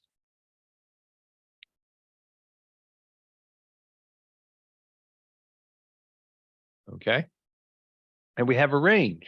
That's good because that's also a reality. There is no single answer. It really does vary quite a bit. And yes, some projects take more than 5 years. A big project like the Tappan Zee Bridge, the updates in Syracuse, which stop and start for various reasons. Those are going to be projects that take multiple years. I can remember when before they put in all the work down in Corning and Horseheads with I-86 now, NE 17. That was a decade plus in terms of lifespan for that particular project. So a big project is going to take longer, a small project will take less. But yeah, most projects are going to take a couple of years. Though obviously in an emergency, we've all had projects that we've quickly turned around and we've seen in the news. There was a flood, put in a new structure, earthquake, built a new road. In an emergency, we can do some things. We should still be following the process to the best of our ability. But yeah, it's going to take some time. And so what really comes down to is we really need to plan that project. It's really, really critical that we plan that project really well because we don't want to get ourselves into trouble when we're doing it. Okay? Now, in terms of project planning, we have several things to think about. One of them is there is a statewide long-range plan that eventually is going to produce transportation improvement plan. There are some MPO master plans. I'll talk about MPOs in a minute. I assume everybody knows what MPO stands for, but again, I never really want to do that because not everybody does. So in the Q&A, somebody want to tell me what an MPO is while we're talking about this? And the hint, there are 14 of them statewide. Metropolitan Planning Organization, yeah. So if you haven't heard the term, essentially, if an area is large enough in population, there's additional funds to help develop these long-range plans, and they're master plans within the MPO region. And I'll show you a map in just a second. But because the MPOs don't cover 100%, there are also regional transportation plans that come out of the state regions. And you may also want to talk to your local regional planning and development board if you're in places like Southern Tier West or Southern Tier Central outside of an MPO area. And if you're in the North Country, there's the Tug Hill Commission, which acts very much like an MPO/Regional Planning and Development Board. But all of these plans are put together along with some other things we'll talk about, and they become part of the Transportation Improvement Plan or the State Transportation Improvement Plan. So you'll hear TIP and STIP. To get federal funding, they have to be placed upon those plans. Okay. And so it's very important that even a process that's a quick turnaround like Bridge New York funds, they have to be incorporated as part of the STIP and the TIP. So that's something to just keep in mind. All these plans are very important, but eventually they're going to have to be incorporated into a statewide plan called the STIP, and you'll also see just the Transportation Improvement Plan as well. In terms of what is covered by MPOs in New York State, this is a list. This is a map that shows you everything from the large ones downstate, the New York Metropolitan Transportation Council, MTIC, that covers New York City and the counties just north of New York City, to some of the smaller ones, like in Elmira, there's one that covers Chemung County and Corning, not Corning, excuse me, Elmira County and the county there, Chemung County. There's Ithaca, which at one time was the smallest MPO in the country. They had just crossed over the threshold to become the smallest MPO. But there are places, obviously, you can see that are not covered, but they might be covered by other regional planning development boards, say in the southern tier, western and central areas. There's some of the Catskills, and then the Tug Hill Commission, which covers more than just what's covered by the Watertown Jefferson Council. So the MPOs are very important to talk to and to get to know, and so that's something to keep in mind. But we're going to be developing a project, okay? So let's develop our project, and as we're getting ready to do the project, you're going to be putting in your paperwork. What do you think has to be in the project description? Just think about what would be in our project. We're planning it, so we're still early. We haven't got a design yet. We haven't even got a scoping yet, but we want to describe this project. And it's actually pretty important to start to describe it. So yeah, location. It sounds like a minor thing, but you know, what county are you in? What municipality? What's the name of the facility? Yeah, is it a road? Is it a bridge? Is it a trail? Is it a stream repair? Is it a water and sewer plant that is covered by IIJA outside transportation, but there are funds for that? You may want to start thinking about the desired outcomes. And again, we'll do scoping to define that a little bit more, but the specific improvement issues to be addressed, keywords, okay? Terms of contracts, things like that. So yeah, there's objectives. All these things are going to be part of the description, and they're going to help us when we do our actual scoping later on. And they may get modified. That's okay. But keep that in mind. Now, all the reports, whenever you do a report, we know there's going to be certain things that have to be included in every single thing. And now, by the way, the schedule actually is not part of the project description typically. That shows up in the plans later on. You could put a schedule if you know it, but we'll talk about why that can create risk. You don't want to put something in writing you can't hold to. But these are things you will always see.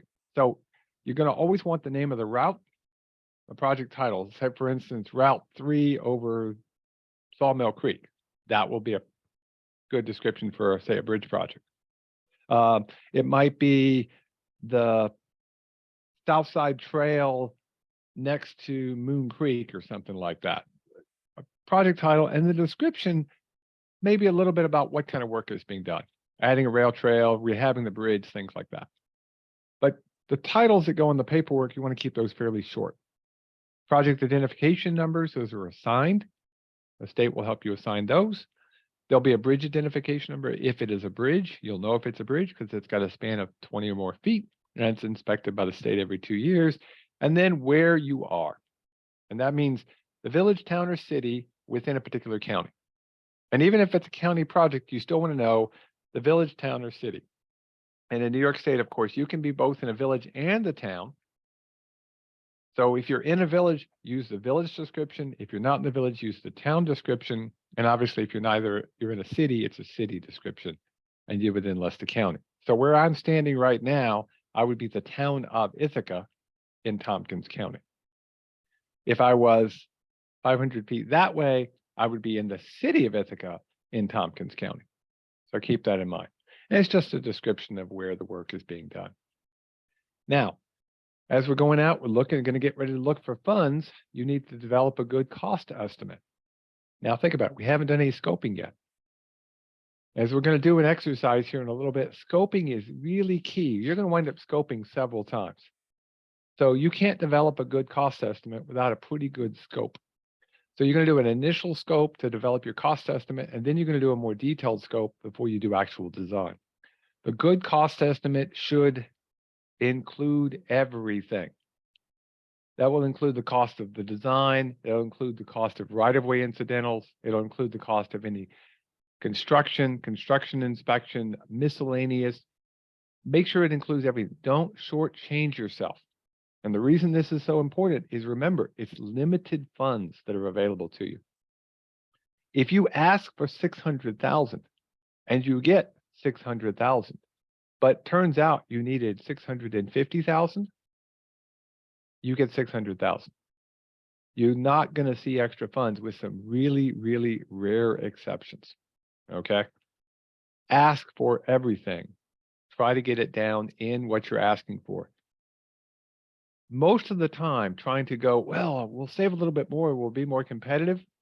No, you really want to put in everything. Most of the time, it's the quality of the projects that's going to make the difference. Okay. Somebody asked in the Q&A, where do you find out, how do you know to label an area, a village, a city, or a town? There's a good map. Truth be told, Google actually does a pretty good job, but you can also look at some of the state's guidance and data traffic viewer or federal aid road listings, and they'll tell you which town / village / county you're in. And of course, if it's a bridge project, that'll be on the bridge inspection reports. But make sure your cost estimate includes everything, because the state transportation plan and all federal aid is constrained. Once you get that number, it's not going to change, with, again, pretty rare exceptions. Okay. Now, as part of this process, you're going to develop something called a project management plan. Okay. Now, this is listed as an acronym. We love the acronym PMP. Okay. And this is actually a pretty good tool that you could use to slowly go through and look at things. Okay. So you don't have to reinvent the wheel. That's the cool thing about this. You don't have to go out there and go, oh man, what am I going to do? I don't know. The project management plan, there's one built in that actually can help you quite a bit. So let me go find. Might have to do this the old-fashioned way.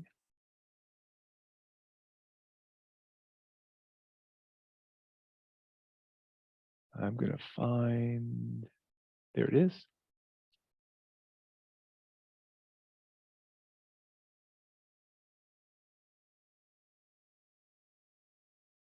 Oh, that's right. I had opened it up already. Duh.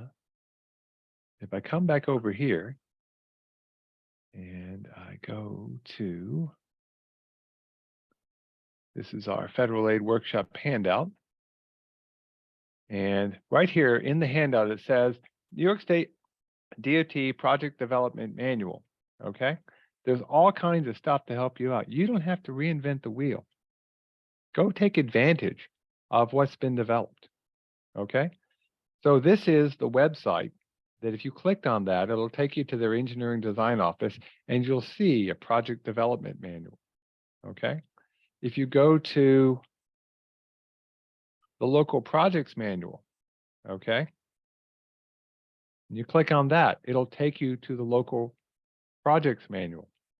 You don't have to reinvent the wheel. You don't have to know all of these things. You can take advantage of what others have already done. And you'll actually see all these things are laid out for you. So you're in the initial project initiation phase.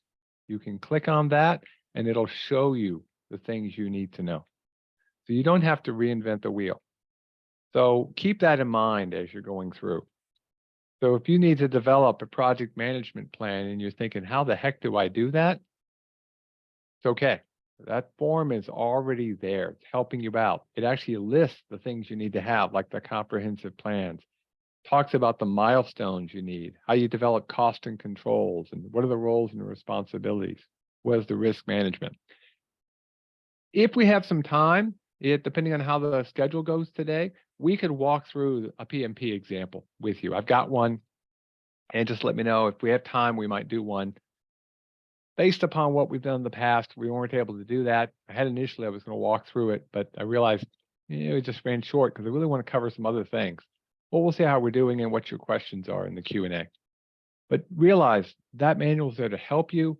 Yes, it's thick. Yes, it's got a lot of paper in it, but it's definitely a worthwhile read so you don't miss something. Because as you'll hear me say, and if you've known me very long, you know I hate paperwork, but I love forms. Forms can help you not miss something. So it's a pretty important thing to do.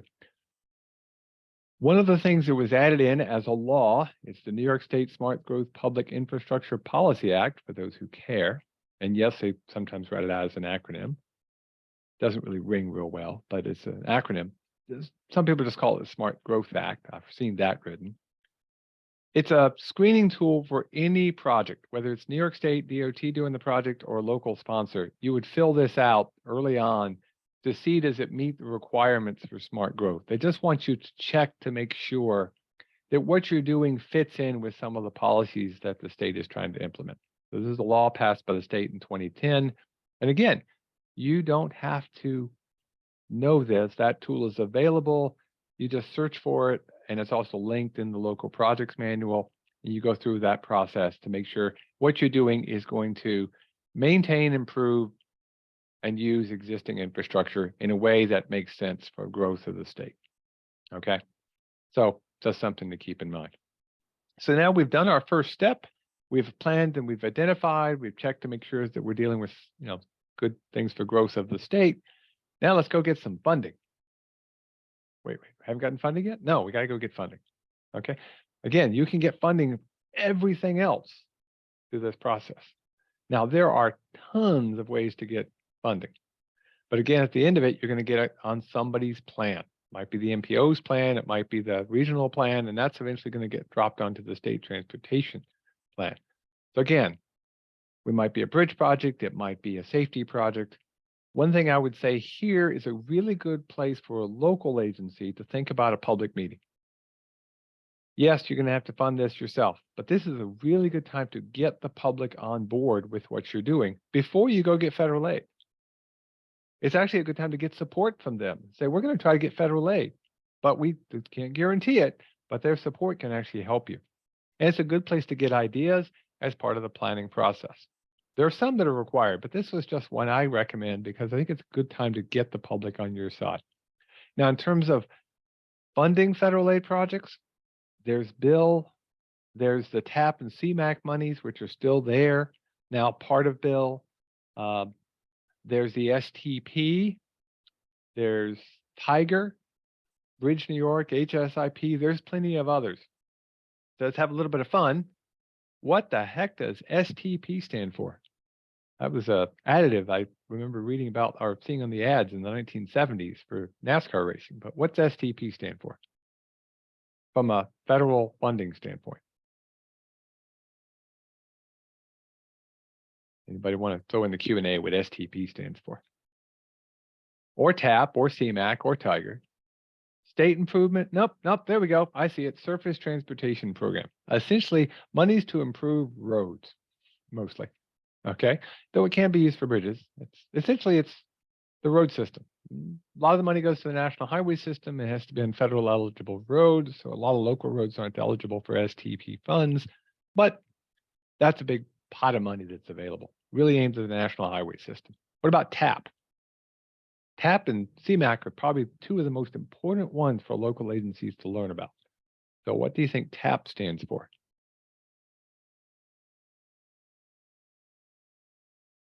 See if anybody can get TAP. Or CMAQ, that's even a better one. If you can do CMAQ, that's worth even more. Somebody look that one up. CMAQ stands for Congestion Mitigation and Air Quality Improvement Program. Okay, yep. If you can improve air quality, you can be eligible for CMAQ funds. Now, obviously, you're probably going to have more chances of getting CMAQ funds in an urban area, but because you're dealing with congestion, you're dealing with air quality, but it's something to keep in mind that you might look at if you've got issues with congestion, you've got issues with air quality, things to think about. And TAP, yes, Transportation Alternative Programs, that's where the Safe Routes to School funds got put in. That's where a lot of safety improvements can come out of things. There's Tiger, by the way. Tiger is transportation investment generating economic recovery. There's all kinds of things like this that are available. Typically, most of the funds are 80% federal, 20% non-federal. And in a few cases, like bridges here in New York, the state chips in an additional 15% through the Marchielli Fund. So it could be as low as 5% for local portion. Though again, remember, you have to upfront all the cost and get reimbursed for the local portion. So while the project might cost 600,000, you might have to be able to pay for 30,000, but fund the whole kit and caboodle until you can get reimbursed. You may not need the whole 600 because of the timing of the project, but just realize there's a time frame involved. HSIP, by the way, that's the Highway Safety Improvement Program. That's typically 90%, 10% non-federal. And I see someone has thrown into the Q&A that there is a bill in Albany that might increase the amount the state's going to help cover up to 87.5%. That's part of that Complete Streets project funding. And the governor has signed the bill. I don't know what the status of that is, though, in terms of the regulations. So I can't answer that particular question in terms of what that is, in terms of eligibility, but we actually have it on our radar. And as we learn more details, we're actually going to share it with folks. So keep your eyes out for it. What that would do is reduce the amount that the locals would have to cover because the state would cover some of the cost if it is a complete streets project. Okay. So there may be state funds to help spread the cost out. So again, typically 80-20, though like bridge projects, the state may cover it through Marchielli, and safety programs are typically 90-10, okay? But the question is, are they eligible? And by the way, I'm just listing the transportation-related funding. There's also funding for water plants and sewers and streams through different agencies. So just be aware of that fact. And again, we'll talk more about that in the webinar next Tuesday. So I've got 5 projects, okay? Which ones would be federally eligible? Bridge replacement on a local road, new sidewalks to a school, rehab of a low volume road, safety improvements in an intersection, or signal replacement at the mall. Let's see what people say. You can select, by the way, all that apply.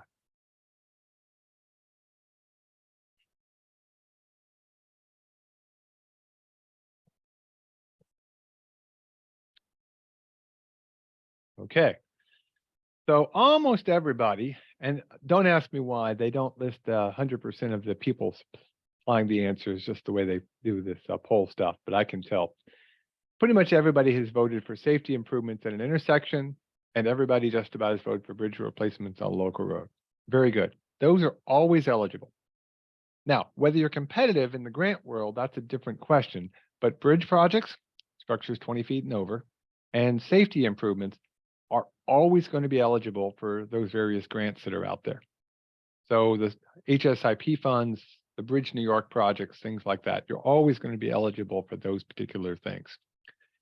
Sidewalks to schools, actually that's eligible too under the TAP Transportation Alternatives Program. We're trying to get people out of their cars, putting in trails, and safe routes to schools. Used to be a standalone program, now it's part of TAP, but that would be eligible. Again, whether it would be competitive, we'll talk about that in just a minute. Rehab of a low volume road, again, a lot of those funds like the surface transportation is going to be aimed at the national highway system. Low volume road, not going to be on the federal aid road system. So there's very limited pots of funds available for rehabbing a low volume road. About the only time you're going to see that eligible is if there's a safety component to it. If you're improving safety, if you're doing something with some complete streets kind of thing, some alternative, you might have some eligibility. But again, how competitive are you going to be if you've got 400 cars versus a road that's got 4,000? And surprisingly, signal replacement at the mall might actually be eligible if it's part of a project to improve safety, not just because the contractor wants to have more traffic get in or out, okay? But there might be some eligibility. There may even be some eligibility for congestion mitigation. But again, how competitive it's going to be. And by the way, who pays for it? This is one of those things we don't always think about. You could actually have the local mall owner help pay some of the cost. It says 80-20 split if it was eligible, or at 90-10, depending on what the project is. Doesn't have to be local funds. It could be the people who own the mall. You got to write that one up carefully, though, but there's always things to think about. Again, are you competitive? So you got to go seek some funding. Now, make sure you know the sources. Make sure you can understand the schedule. Read the notice, the NOFO, the notice of funding opportunity that the feds put out. Is another acronym, NOFO. Consider the timing. Somebody asked, is PSAP available, for instance? Yes, PSAP is still available. Okay. So pedestrian safety action plans, by the way. Yeah, there's still money available for those kinds of things. And you can develop money for replacement of a bridge. You can develop money for developing a safety plan. There's all kinds of things available, but look out there. I actually get the federal listing every single day and I see what comes out. I'll mention a couple of examples of things I've seen in the last 2 years, actually even further than that. But look what's out there, read through them, and then make sure you clearly describe your scope, your budget, your schedule, and again, ask for things. Is it everything realistic? Now, are you going to be competitive? That's a good question. Again, that's something I always want to make sure people just realize. We can't grant our way out of these problems, but make sure you're not going to be competitive. Where do you get the updates on the website? All you got to do is search federal notice of funding opportunities or Federal Register, one of those two. There's a daily listing. Say what I'm going to do. Somebody asked where I get updates from that website. I'm going to make a note. This is what's cool. I can make a note. Federal notice websites. And during our lunch break, I will, or our next break that we take here in about 20 minutes, I'll find that and I'll have it thrown into the chat pod so everybody can see it, and get you the listing of where you can actually get the federal listing every single day. All the agencies, I've learned to search for the ones I care about the most. Okay. So let's talk about a little bit about those roles and responsibilities for funding. Let's step back for a second. Remember, we talked about federal, state, and local. The federal responsibility is to review any state proposals that the state has. They're going to make sure that the regulations, the guidance, the standards, the technical assistance that falls under a federal act meets the requirements of the law and the regulations at the federal level, and they're going to reimburse the state for eligible expenses. The state is going to conceive the plans to design, initiate construction projects for state projects. Locals are going to do the same for local projects. And then locals, when they do that, they're going to send things to the state, who's then going to send them up the line to get reimbursed. And of course, everybody's going to be doing the maintenance and the operations. So just keep in mind who's responsible. If you're getting direct aid, so if you do go get one of those direct aid fund sources through the bill, remember, you're going to be the one responsible for the project responsibilities the state normally would have had. So keep that in mind. Now, let's say you get your funding and you think everybody is happy. Before you go on, you need to execute a project agreement. Okay, this is one of those ones where you have to have this before you can move on and get reimbursed. So you have to execute a project agreement, which has an acronym, but it's actually called a Federal Aid Local Project Agreement. But it's got the name a lot of people use of the state local agreement, but it's actually a Federal Aid Local Project Agreement. And the reason it's called the SLA is actually it goes through, okay, the state. So you just be aware of that. It's between the sponsor and the DOT. Okay, it's sent to the DOT. It's going to have a schedule in it for project phases, funding, deposits, things like that. And in terms of funding sources, you may need a deposit. Okay, it's going to have a Schedule B, which allocates who's responsible for what. You know, who's going to approve it, who's going to do funding appropriations, who can authorize things. And then there has to be a section from the sponsor, the local agency, obligating the funding. So the local board, county board, city council, village board, town board, has to obligate the funding and has to designate the responsible local official, the RLO, which is very likely to be, again, the town supervisor, the mayor, or somebody like that, though they can designate pretty much anybody they want and should start talking about who's going to be the project manager and stuff like that. Okay, that's all going to be part of this agreement. That's going to be sent to the state. They're going to approve it, and they're going to come back to the process. So here's how the process works. The sponsor does all their work. They authorize the funding. They go through and they assign who can sign everything, and they send it over to the regional office at the DOT. Okay, the DOT then is actually going to talk with Federal Highway to get some approval. It doesn't physically go there. Okay, it's really just more of a documentation phase. It's a side note, it's a side step. Okay, the actual federal agreement goes over to them when it's signed by the DOT, but it's just a side step that comes into play to make sure Federal Highway is aware of the issue. It's not a big circle. The DOT isn't going to ask main office. The region is going to ask the main office to look it over, and main office then sends it up, and it has to be approved by the state comptroller and the attorney general's office. And then once that's done, it's sent back to the sponsor, and then all the signatures start to get added in. Now, the exact steps, the exact timing, some of this is like the picture shows you, it's only a model. Okay. When you talk to the RLPL, the regional project liaison, talk about this process, talk about the timing, talk about the steps. This is just one way you could model it. Things may vary a little bit, but essentially, if you think about it, it's going to get approved by the region, it's going to get approved by main office, it's going to get approved by the attorney general and the state comptroller, and then everybody's going to have to sign it, and FHWA is going to eventually get a copy of everything, and they're going to look it over to make sure they feel comfortable with it as well. Before you move on to doing anything else, this is where you're going to get an authorization. Because if you move on from here, if you start looking at the scoping or the design or whatever phase is next, without that authorization, you may get no reimbursement. So just keep that in mind. And once that's approved and everybody's on board with it, that's an obligation by the parties involved to carry the project out. And so in the case of the state, they're obliged to reimburse the local agency. In the case of the feds, they're obliged to pay for their share of eligible items, which currently, by the way, is almost $2 billion annually from the Federal Highway Administration. There's even more money that comes in if you look at DOT as a whole or all federal aid, but it's about $2 billion, okay? But keep in mind, you got to have authorization ahead of time.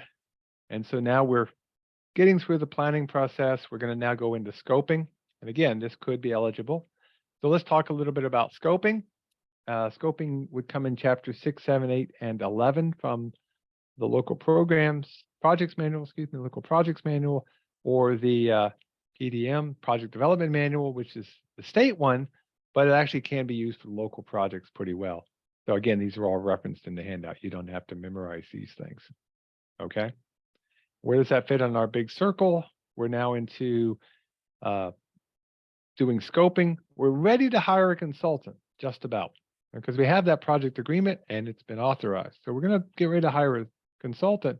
That's a step, but really we want to do scoping. Okay. Now, I worry whenever I'm doing a project about something called scope creep. Okay. But when it comes to scoping, you got to figure out, is it a corridor project? Do we need a consultant that's different than the consultant for the design? Do we need public meetings? These are all outlined in the manual, so you don't have to memorize this stuff, but you may even have to loop back to planning at some point before you finalize scoping. If you need a design consultant, this would be a place you could hire one to help you with this process, or you could do it in-house. Really up to you. So we're going to do a project exercise. This is a project exercise you should do actually before you go get federal funding. I said you want to get a good estimate, you need a good scope. So I want to do a project exercise. We'll come back and do a project exercise for a bridge or a safety project in just a second. But instead, today, we're going to build a taco. Okay. So I want to do a scoping exercise. What I want to do is I want to plan, scope, design, construct, and do the maintenance to make a taco. And my goal, very important, is I want a really good taco. And at the end of this project, I want to be ready to make and start the process again. It's a big circle. Okay. So keep that in mind. We're going to do a scoping exercise. What I'm going to do is poll everywhere is going to come up, and we're going to put in one word at a time. This is a one-word exercise. So put in one word and tell me, what do I need to think about and do to make a taco? So the scope. I need a shell. Very good. Yeah, I need a shell. Okay. I want a recipe. Okay. What kind of taco? Soft taco, hard taco. What are the ingredients? Okay. Am I going to have beans on mine or not? Am I going to have grass-fed beef? Is it going to be organic? Okay. Yeah. How am I going to cook it? Am I going to bake it? Am I going to fry it up? Am I going to have salsa on it? Okay. Cool. Okay. What else do we have here? I'm looking for spices. Ooh, very important. You got to have good spices. How spicy? How hot? Some people might not want it that hot. Some people want it really hot. Is it vegetarian? What kind of cheese am I going to have?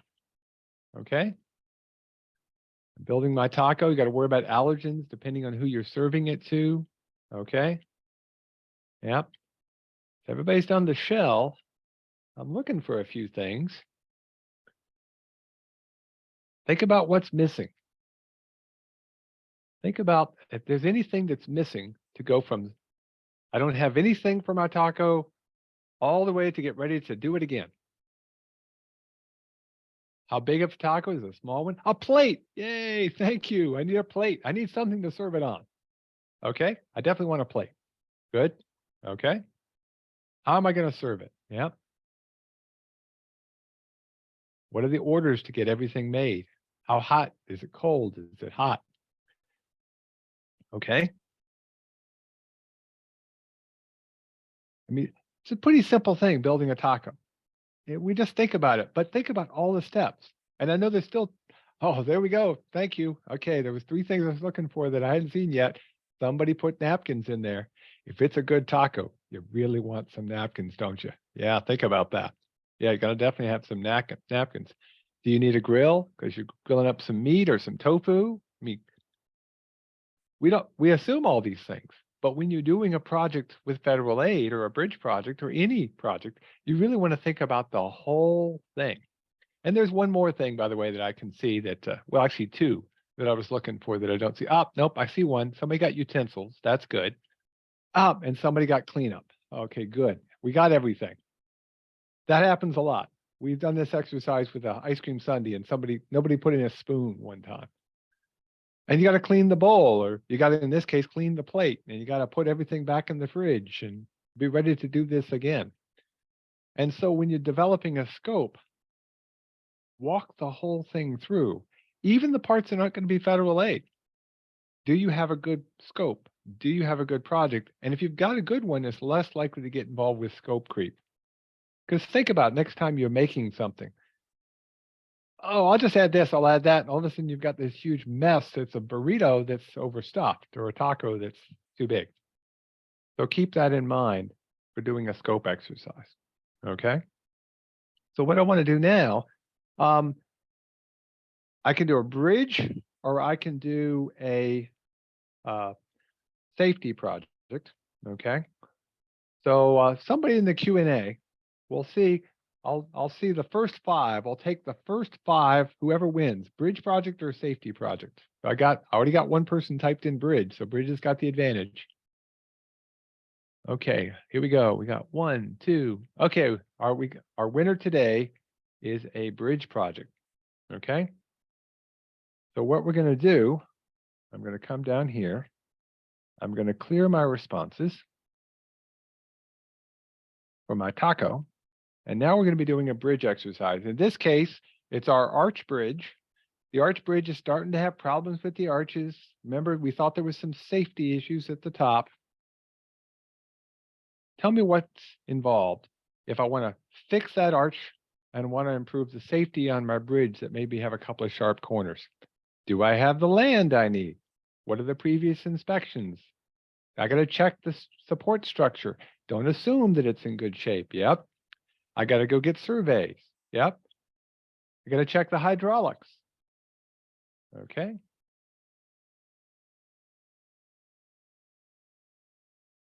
Somebody is putting a Q&A, the environmental and cultural investigations, historical ideas.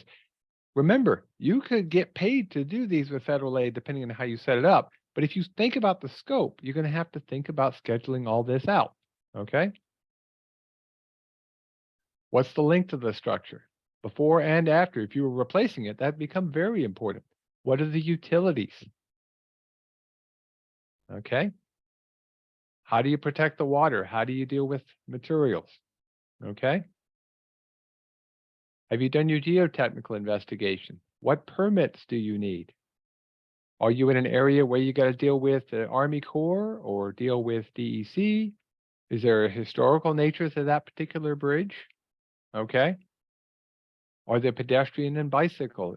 Are you on the coast and you have to worry about Coast Guard? We'll talk through some of these as we go through our next couple of hours together.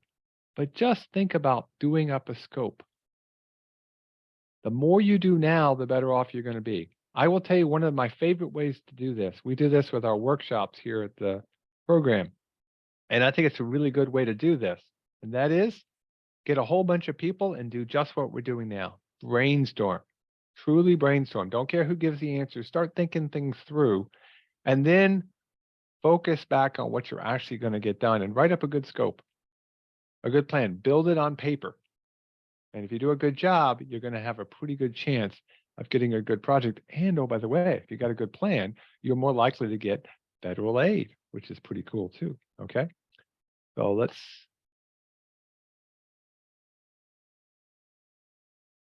Okay. So now what we're going to do is we've developed our scope. Okay. I think we have a good scope. The scoping may take some time or write it up. Now we're going to hire that consultant. Okay. So what are our options? Well, this again is outlined pretty well in chapter 6 of the local projects manual. So you may want to read that, but options. You can get federal funding for this. Okay. It is eligible for federal funding if the person is selected in compliance with the standards. You have to select your consultants in certain ways. So you could do federally funded by hiring your own municipal employee. If you had an employee who was a licensed engineer, they could do the design and they'd still be eligible to be covered by federal funds. You could have a retained consultant. Okay. Now that retained consultant, there are some requirements for how you do that. You have to be very careful if you've got a retained consultant that you've got a competitive process in place for that retaining of that consultant. You have to use some kind of quality-based selection process to select that retained consultant, or you wouldn't be eligible. If you've just got somebody the town or the city or the county wants to use, you can have them do design work, but they wouldn't meet the federal requirement. There has to be a QBS system, quality-based system in place. So QBS selected consultant could be one that's retained or could be one specifically for that particular project. It has to be done through an open and competitive process in the last 3 years. Okay.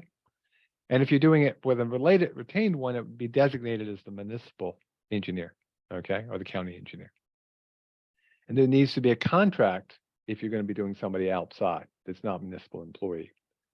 Now, you could do it with locally funded. You could use your own local process. But remember, QBS is still required if you want to get reimbursed. In fact, QBS is actually technically required in any case. You're supposed to do that because of state education law. You really should be using some kind of process, and QBS is the process that is recommended and should be followed. The good news is you don't have to reinvent that particular wheel.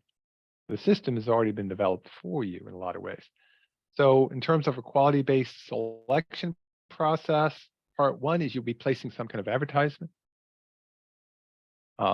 You would committee evaluating proposals, okay? And then what you would do is you would invite the top-rated firms, and then you'd re-rank everybody based upon that interview and do a final selection, okay? Now, somebody threw this in the Q&A, but this is something that we'll remind you about. quality-based selections or qualification-based selection, cost is not a factor, okay? Now, there are some ways to do cost as a selection, part of the selection criterion, but they're very limited. When you're getting a design professional, cost should not be a factor. The only way to put cost in as a factor is if you've got a two-step process where you have first made sure everybody is qualified, and then you could use cost assuming they already meet the qualifications, but they would have to do a certain scoring, and trust me, it's not worth it. It can be done for local projects. For federal projects, you can't use cost because of something called the Brooks Act. So for your own local projects, maybe. Federal aid, no. The Brooks Act said hiring a professional, it's based on qualifications, okay? Now you can negotiate with them. Some things can be negotiated, but selection is not based upon cost. Now, once that's done, you've selected your consultant, you're in pretty good shape, and you're going, boy, that seems like an awfully complicated process. A few years back, I don't remember the years, okay? The county highway superintendents, through the Bridge Conference, started developing a process that has the name today of the Local Design Service Agreement, okay, or LDSA. That LDSA process, if you're interested in using that, is available to the County Highway Superintendents Association for New York State at www.countyhighways.org. Okay, again, it's in your handout or you can write it down. What they've done is they've already done a lot of the preliminary work.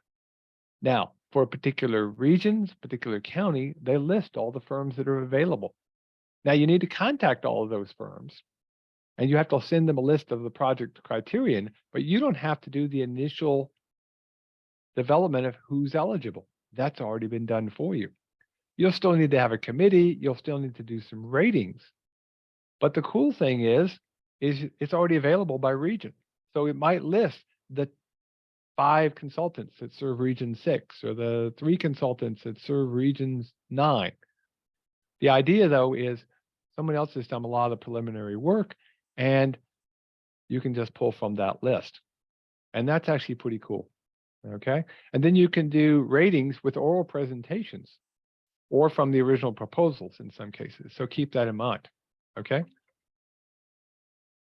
So keep that in mind. And if you're trying to remember when it was released last, well, the results for 2022 to 2025 were released on Pi Day last year. Pi Day, of course, is March 14th.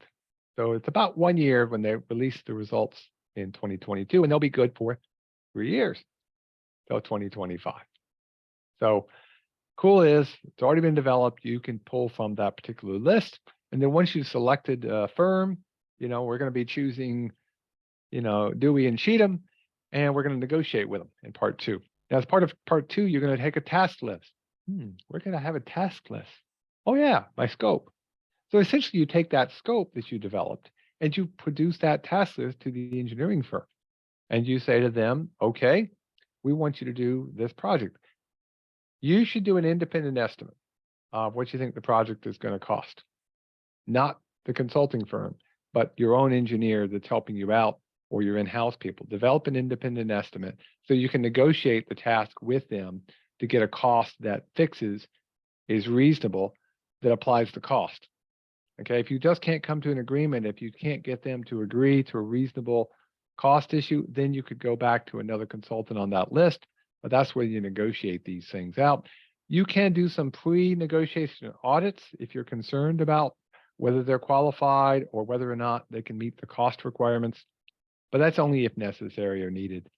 Generally, you can, once you've selected that, there's language that's already available to execute in a consultant agreement, and you would then send that agreement to the regional local project liaison, okay? And so you negotiate this process out. Now, before I move on, pretty important question. Is DBE participation required for consultants? And does anybody know what DBE stands for?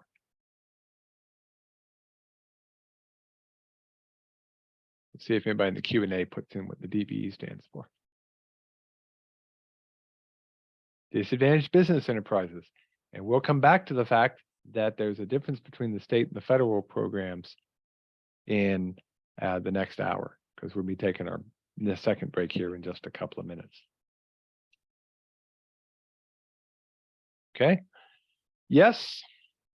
No for those in the LDA list. No, it depends. DPA participation is required. You have to have participation on all consultant projects. Okay. And then the participation level may be up to 20%. It would depend. Okay. You might have to have a depend answer in some limited cases. Okay. Firms on the LDS list are not exempted from that requirement.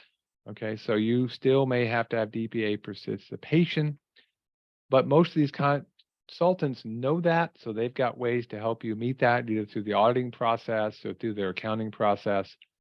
So you want to talk to them about that. Some people want to know about, can you have, a contract that's neutral in all respects, on race and origin and all that. Well, again, that may be a depend answer, but you still have to think about the DBA process. That has to be followed in every case. We'll talk a lot more about that after the break. Okay. Now I want to do 2 slides just to get to a good break point. Well, 1 slide actually to get to a good break point. Once you've done this, once you've selected a consultant, once you've submitted the agreement, once everything's in place and it's been approved by the RLPL, you're going to do step 5. It's a quick step. You're going to get authorization to proceed to design. But don't go to design until you have that authorization. That's the key takeaway. So each step, make sure you have that approval. And so now we're going to be going into the design phase. Okay. So if there's no questions on that, what we're going to do is we're going to take our lunch break and we will be back. I could give you an hour or I could give you 45 minutes. In our original plan, what did I say in our original plan?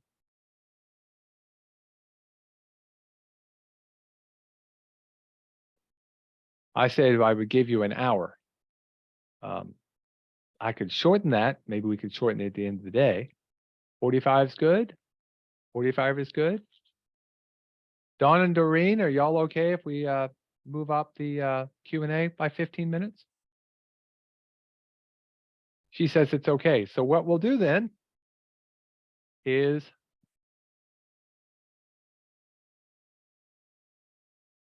we will start back up at,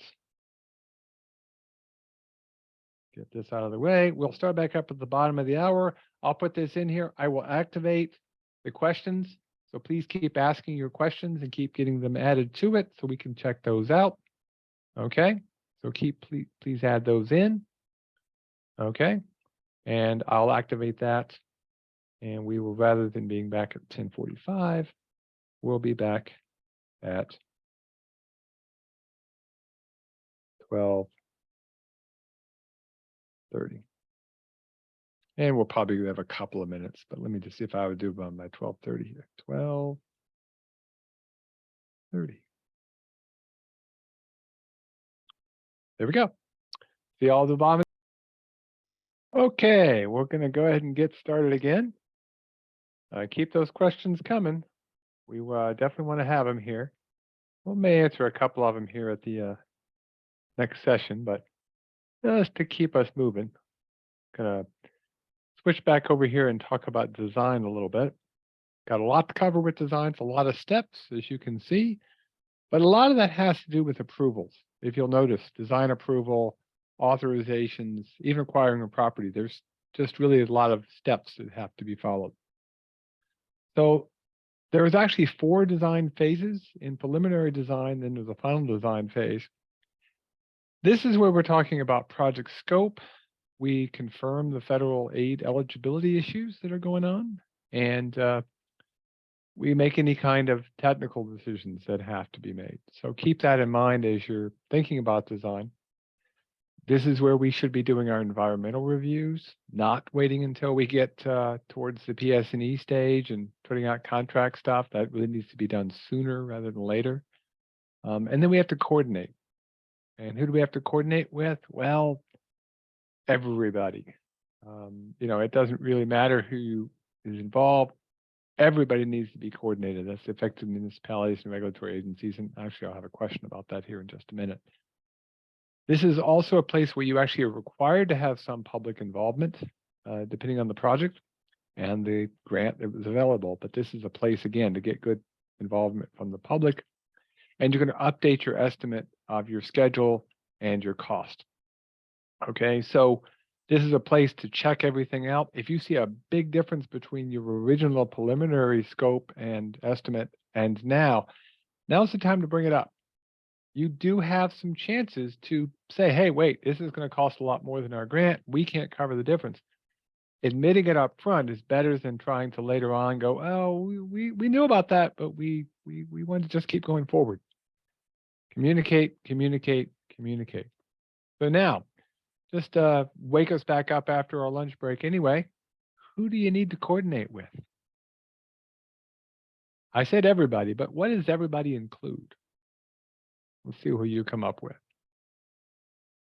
DOT, yeah, both federal and state, possibly. Stakeholders. I see somebody has thrown in utilities in the DEC, the environmental conservation folks over in the Q&A, yeah. Public, potential project owners, the public, any transportation agencies, bus companies. I'm looking for a couple of more that are pretty important depending on the project. Landowners, yeah, absolutely, landowners. Definitely want to have that in there. Anyone who's impacted. A good way to know is really just to walk out to the site and start talking to people, maybe the Army Corps of Engineers. Any authorities that are dealing by, the tribes, that's a very important one, permitting agencies. I didn't see schools and businesses on here. You really want to make sure they're coordinated with, because they're going to be impacted. They may not be providing permits, but certainly you want to make sure you include everybody. And again, brainstorm a little bit, think about who's involved, and certainly get that RLPL on your side. That's going to help you quite a bit. So, okay, good job. And again, while we're getting this, doing it again, but we'll move on. I just want to touch on right-of-way a little bit. We'll spend a little bit of time here. This is actually pretty important. With federal dollars, you have to have right-of-way, and you have to have right-of-way in writing in one form or another, either as a deed or an easement. Okay, so you're going to have your right-of-way incidentals taken care of. That means you're going to have to, in the design report, you have to show you own or have access to the land that you're working on. This comes from the Federal Uniform Act. It's officially the Federal Uniform Relocation Assistance and Real Property Acquisition Policy Act, but everybody just calls it the Uniform Act. And there's also a federal right-of-way and real estate law that comes into play as well on processes of how to do some of these things. There is also a New York State eminent domain procedure law that you're going to need to look at. But the key here is you really need to have the right-of-way, okay? You're going to have to include title searches. You need to make what they call a brochure presentation to sort of say, hey, here's all the properties that are involved. You're going to create maps and deeds, and then you're going to be doing property appraisals. You're not doing property acquisitions in this early design phases. You're just making a table of the proposed right-of-way acquisitions. You're not getting things right now, okay? So something that comes up quite often, especially in villages and towns, is things called roads by use or streets by prescription, okay? So just keep in mind that that could lead you into some concerns, and you want to just be aware of that fact. Don't get yourself in trouble. Essentially, most roads by use and streets by prescription do not have a right-of-way that is going to meet the federal requirement. So you can't just use that. You've got to be doing more than that. Otherwise, you're just going to have an issue. So just be aware of that fact. If it's a road by use or street by prescription, you're going to have to go and do more than just say, hey, we have a road by use. I mean, in this case, if it's a road by use, you might own that rail, you might own the bridge parapet, but you own nothing else, or have right of way to nothing else. So you got to have more than that. Got to be in writing. So that's something to be aware of. So you're going to need to do a survey. What? There we go. You're going to need to do a survey. So here's a survey, and you can see on there they labeled it approximate highway boundary, but it may be the actual highway boundary depending on how it was labeled. Make sure you know what the A stands for. Okay. So in this particular case, note the sidewalks. Okay. That sidewalk, in one case, the right-of-way runs just outside the edge of the sidewalk. So the sidewalk's in the right-of-way. So you could work on the sidewalk, but not go beyond it. The other one, the right-of-way runs right down the middle of the sidewalk. So the sidewalk is part in and part out of the right-of-way. And if you needed to work on that sidewalk, you wouldn't have that right. You'd have to acquire that property before you could move forward with a federal aid. So here's another example. This is a detailed survey. I'll mark the sidewalks in yellow so you can see them. In a real set of plans, you'd be able to have more time and look at this, but you can see the two sidewalks that are there. And you can see there's some brick steps, there's a couple of pins and caps and some iron rods, but note the street boundaries don't line up with the street. That actually happens quite often where the street boundary didn't line up with where they actually put the street. And in the case of the southern one, note that's right on the northern side or street side of the sidewalk. And let's say you were rebuilding this street, going to put in a road diet, or you were going to do some kind of safety improvement with sidewalks. Well, based upon that, where do you need right of way if you wanted to put sidewalks on both sides of this street? Okay, so you can actually click on the picture where you can actually think you would need to have the southern edge of the right of way if you wanted to have a sidewalk on both sides. Some of you are marking right at the edge of the existing sidewalk. Some people are marking a little further out, the southern edge of the right of way, not northern, assuming north is at the top, south is at the bottom. The actual right of way is where the street boundary is marked. But if you wanted to put a sidewalk in there, if that was part of your project, you're going to have to acquire land at least to the edge of the sidewalk and maybe a little bit further. Now, you could do this with two steps. One is a permanent, which you're going to have. The other one would be an easement during construction. But that has to be done in writing and paper, and realize you've got a wood porch there, you've got brick steps. This becomes a bit of a challenge. So you really need to think about what the right of way is going to need to be. And then, of course, who's going to maintain it. And there's some issues we can't get in today with highway law dealing with who can maintain what on a county road versus a town road. And let's just assume we wanted to put a sidewalk. It would have to be at least to the southern edge of whatever our new sidewalk might be. Okay. So this creates some issues for us, things that we have to think about, okay? Make sure you know what you've got. Get a survey. Here's an example that there's a road that's been there for a long time, but when they actually surveyed it, here's the sidewalk in yellow. Here's the actual right-of-way. It'll pop up here in just a second when my computer decides to, in blue.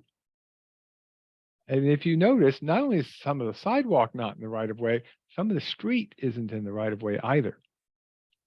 So now you're going to have to go through and get that right of way in writing before you can move on to the PS&E stage, the plan specifications estimates, before you could even go out to bid. So keep that in mind. Right of way is definitely one of the things that holds a lot of federal aid projects up, and they have to be in writing. Even if they're just temporary easements, you're going to have things in writing. Don't do like this. This is the Hess Estate, which is in New York City, near Greenwich Village.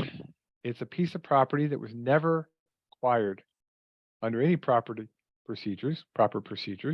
And so it's still officially a piece of private property in front of a convenience store down in New York City. It's a small little 25-inch triangle.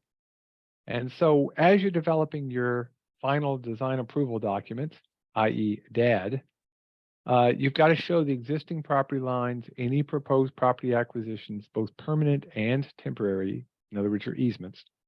And you may have to put in there a plan of how you're going to, move things temporarily. Do you need to move that sidewalk for that house and the one we talked about?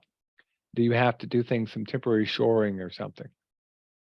When you're developing your costing, when you're developing your estimates, don't shortchange yourself on right of way. That can be very expensive. It can really make a project a lot more expensive than you might think. And so again, keep in mind, you can do this with easements, but is it a temporary easement? Is it a permanent easement? Or do you want to just go ahead and purchase the property and it becomes permanently part of the municipality's ownership, not just right of way? Might make a difference whether you're going to think about utilities and sidewalks and things like that and which way you want to approach it, but this is the time to make that decision. Now, there's no authorization. Don't go any further. Don't begin to negotiate. Don't make any commitments. Don't acquire property. This is not the stage to do that. Okay, this is the stage to make a list of what you need to start developing the cost, but the actual property negotiations will occur a little bit later. Okay. Now, we're going to take this, assuming we know what our right-of-way is going to be. We're going to now prepare a design approval document. Okay. For whether it's our bridge project or a trail project or a safety project. And this is outlined pretty well in the state's project development manual. It's actually a pretty good place to look for this kind of information. And so it's good, dear old dad, DAD. We love our acronyms. So think of dear old dad. And yes, that's me in his arms. I was such a big baby. Not. But this is the design approval document. This is essentially what's going to be submitted over to the state to say, yep, you've got a good plan. You're going to move forward. So what do you think is in the design approval document? We're going to build another one of these Wordles. So one word, what do you think has to be in the design approval document?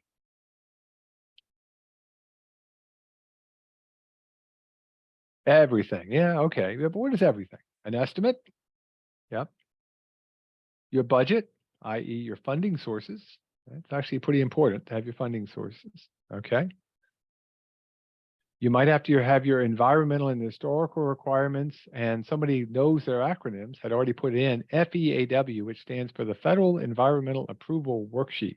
There's a worksheet that you have to fill out as part of the design process to check for these environmental and historical documents. That's what FEAW stands for. You're going to have to make sure that there's any engineering stamps or anything, and your certifications, your right-of-ways, of course, the table of what you're going to be going. If there's any alternatives, they would have to be in here. What is your preference for those alternatives is listed here as well. Any standards that you're going to use, back to your scope. Your scope actually needs to be in here. And of course, your location, your existing conditions, as someone has put in the Q&A. Yeah, good job. Good job. So as a reminder, you need this federal environmental approval worksheet. I'll show a slide on that just next. You need your seeker documents, your state environmental Quality Review Act documents. It looks at the state side of the environmental issues. You're going to have to look at endangered species and fish habitat, clean water issues with wetlands, historic preservations, and some other acts from US DOT in 1966. And again, I got a slide on that, so you don't have to remember these kind of things. And yes, you're right of way, as someone has mentioned. The worksheet essentially is a review worksheet to make sure we've covered all the NEPA and other environmental issues that come into play. It's nice because it reminds us of what we have to check for. Again, I love forms, I hate paperwork. So here's a case whereby the form can help make sure you've covered everything with some odd ducks, but most of the time, 99% of the time, fill this out. If it looks good, you can move on. And again, of course, the RLPL may look at this. Now, NEPA, the National Environmental Policy Act, essentially is out there to make sure that we protect the environment. Because remember, we're not worried about the environment today. I know that sounds crazy. We're worried about the environment tomorrow. Okay. We will make sure that it's something that is as good as it is now or better into the future. And so there's a National Environmental Act. There's a State Environmental Act. This is a picture I got from the DC handbook on the seeker process. Again, there's lots of ways to look this out. Normally, this is filled out by the local agency, i.e. the sponsor or the lead agency in this particular case. You're going to be looking at Endangered Species Act issues. Do you have certain creatures that have to be protected that are on the list? such as sea turtles, some forms of bats, some kinds of turtles, some kinds of fish. Okay. There has to be an Endangered Species Act consultation done to make sure that we haven't missed something. Okay. So one way to do this is determine what work activities in your scope are going to be done. Like, are you removing trees? And there might be bats. Are you changing a water course so you're going to worry about wetlands and fish?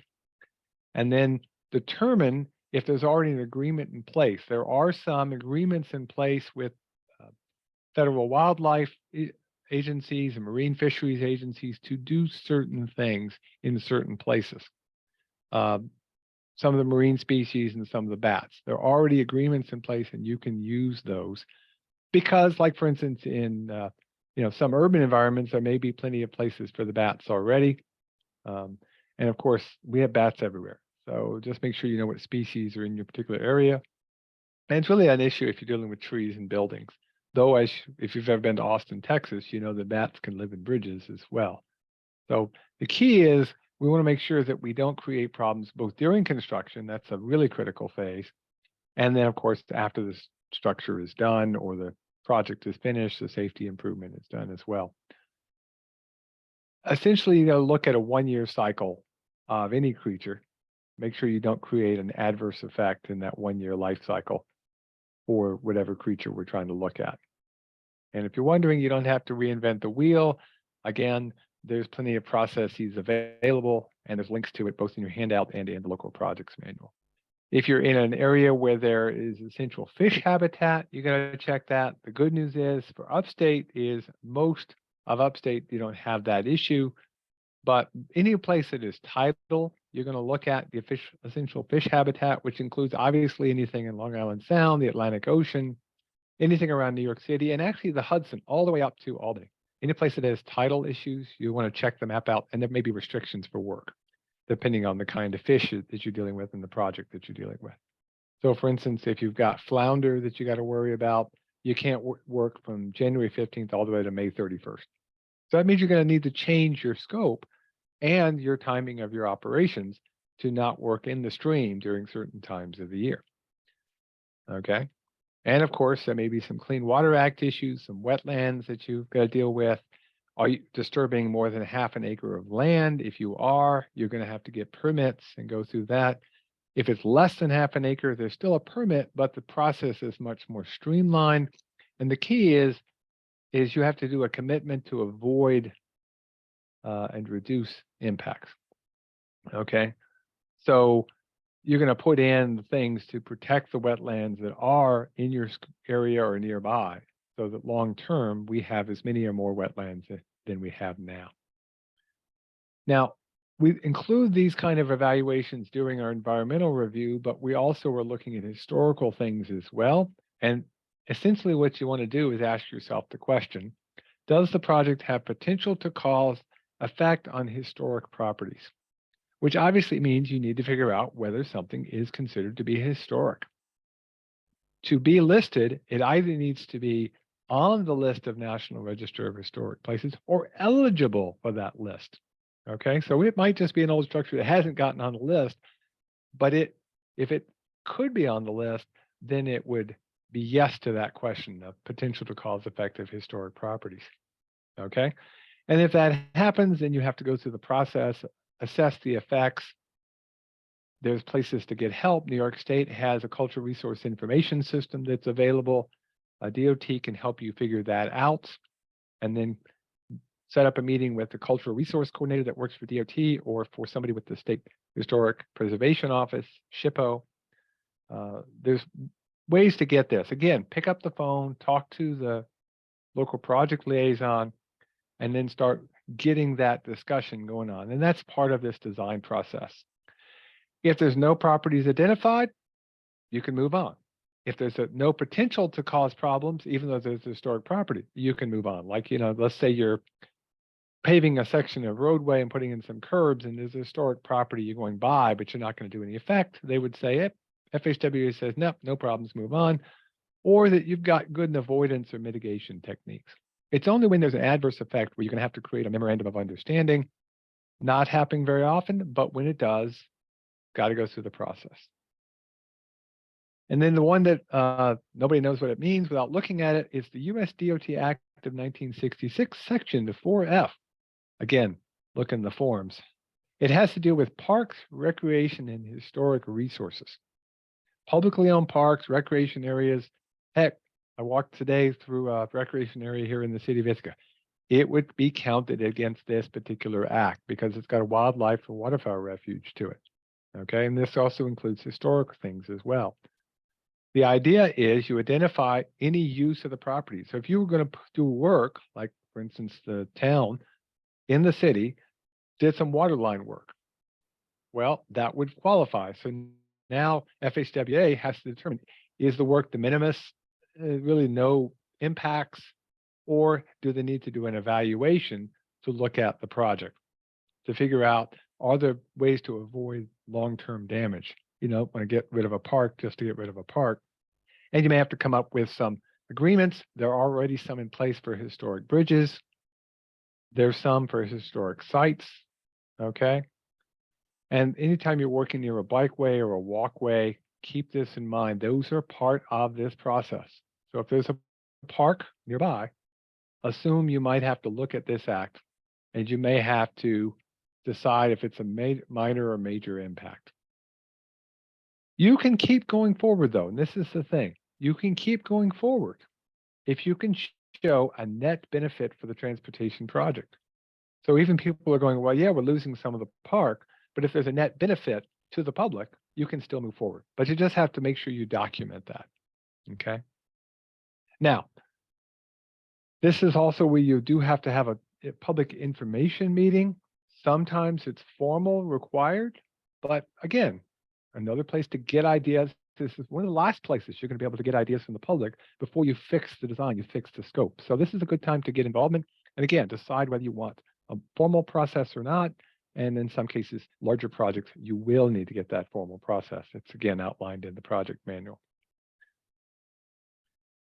So again, this design approval document, you have to have that to get past this initial phase, these early phases of design before you can do the detailed design. So stop. Until you get dad's approval, you got to wait. So this is another one of these stopping places. So you're going to go to step 7, which is the authorization to proceed with the detailed design. So now you're just going to wait. And then once you get approval, you can move forward to do final design phases. And that's 5 and 6. And there's times when you might be able to skip that for some projects. It's outlined in that little chart. But again, the final design phases, this is where we're going to make sure things meets the HDM and the state specifications. This is where we're going to start preparing the PS&E. This is really where we're moving forward with our final design. This is where we're actually going to acquire the property. Okay, this is where you actually buy things. So you notify the affected property owners. Yeah, I know, a lot of them probably already know, but this is where officially you notify them. You figure out what is just compensation. You have to do fair market compensation, but you can't just pay them what they want. There's a process involved. Make sure you've checked for titles and make sure you've checked for liens and make sure the owner can actually transfer it to you and let the actual owner. Oh yeah, I own this property. You can do whatever you want. No. Go down to the clerk's office at the county and make sure they've got the proper documentation. It's the same as any time you're purchasing land, whether it's eminent domain or just an agreement, you really need to notify people and do it open. You're going to have to do written offers of the compensation, and then you're going to have to pay. And that payment needs to be included in the records. Make sure it's included in the records. And then decide, are you getting total acquisition of title, or are you just getting rights to the property? Yes, it'd probably be easier to get the easement rights, but think about, do you really want to own this? Because, you know, you're going to have a lot of utilities you're going to have to dig up later on, and you don't want to have to go back.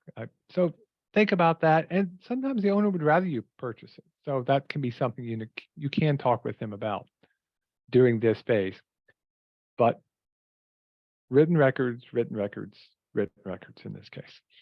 Filed, by the way, at the end of the day, you're going to file it with the records for the project, but you also definitely want to file it with the county clerk's office because that's where we keep those right-of-way and real estate issues.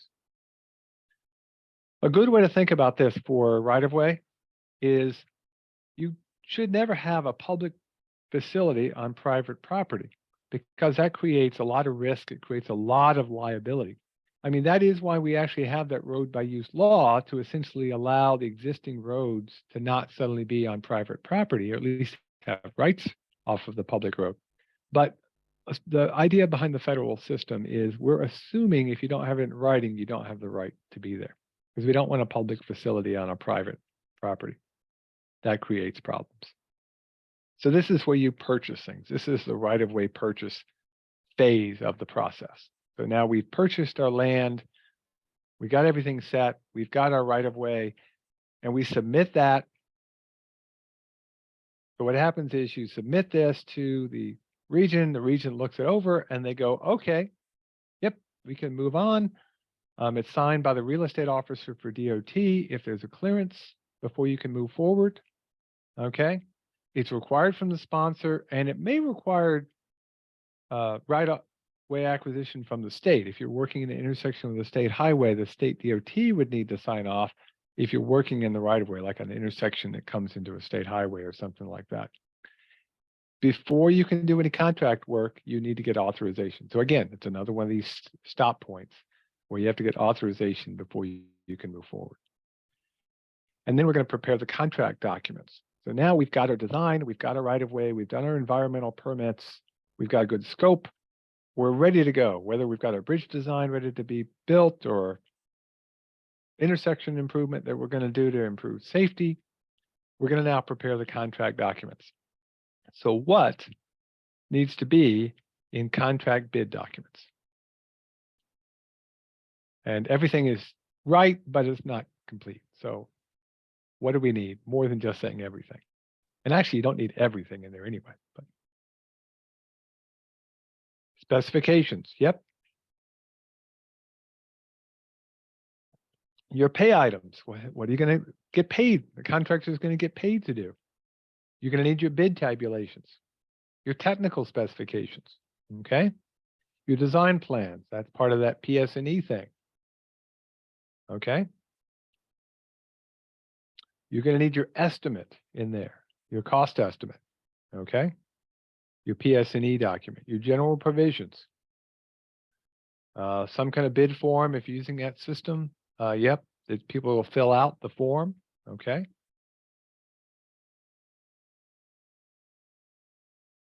Any completion dates expected, if there's any requirements for that. You can't do warranty work on federal projects. Sorry. Any legal requirements that are needed? Yep.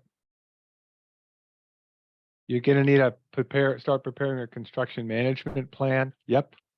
We'll talk more about the construction management plan here in just a minute. Somebody put CMP.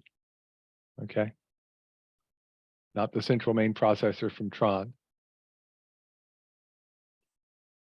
Any damages? Okay. Any forms like DBE,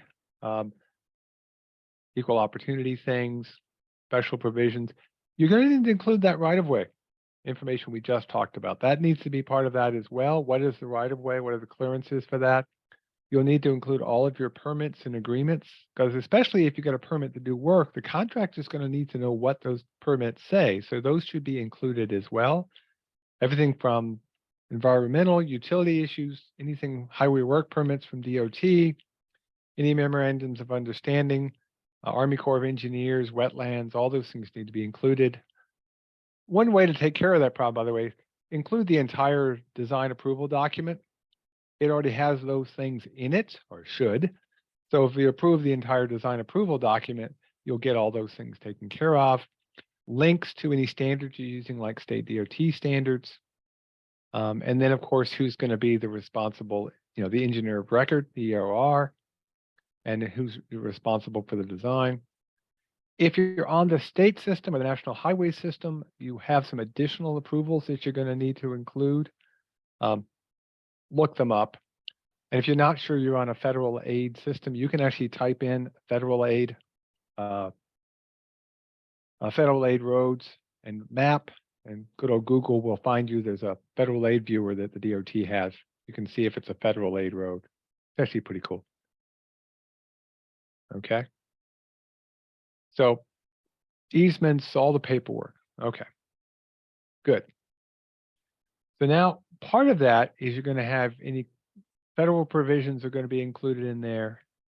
You're going to have your PS&E, your CMP, as somebody mentioned, the construction management plan. As I say, we'll talk about that a little bit more. Right-of-way clearance, we got that. Permits and agreements. Okay, we got all that. We'll keep going. The DAD, which takes care of a lot of everything else.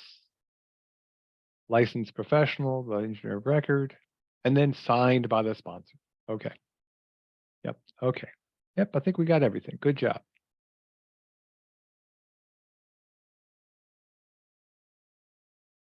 The contract bid documents include the specifications and the drawings. A lot of times they refer to the state specifications, which is fine. But realize that if you want to have additional specifications, you can do that. You know, if you want to use a product that's not in the state specifications, but they have to be approved in advance by DOT. Okay. So if you wanted to use, say, cold mix that's not in the state spec, you have to have that approved ahead of time by DOT. So any special specifications, things that are not part of NISDOT specifications, have to be approved ahead of time. And generally, that's not going to get approved very easily because the standards actually say you must use NISDOT specifications on the national highway system, the state highway system, and any public road. Wait a second. Any public road. So really, truth be told, you're going to have to follow the state specifications unless you've got a really darn good reason not to. So most of the time, I would just tell folks, just use the state specifications. Now, there are some exceptions. New York City has some exceptions that they can do some different things. But again, they have to have approval ahead of time. Okay. The right-of-way lines, things like that have to be in the specifications. All the standard federal provisions, Davis-Bacon wage rates, New York State prevailing wage rates, WICS laws, if applicable, which usually are for buildings, but a lot of times do interact with some of our transportation work. Now, can you do alternative bids? You can with certain things you can't include, but they have to be approved by NISDOT. Again, ahead of time.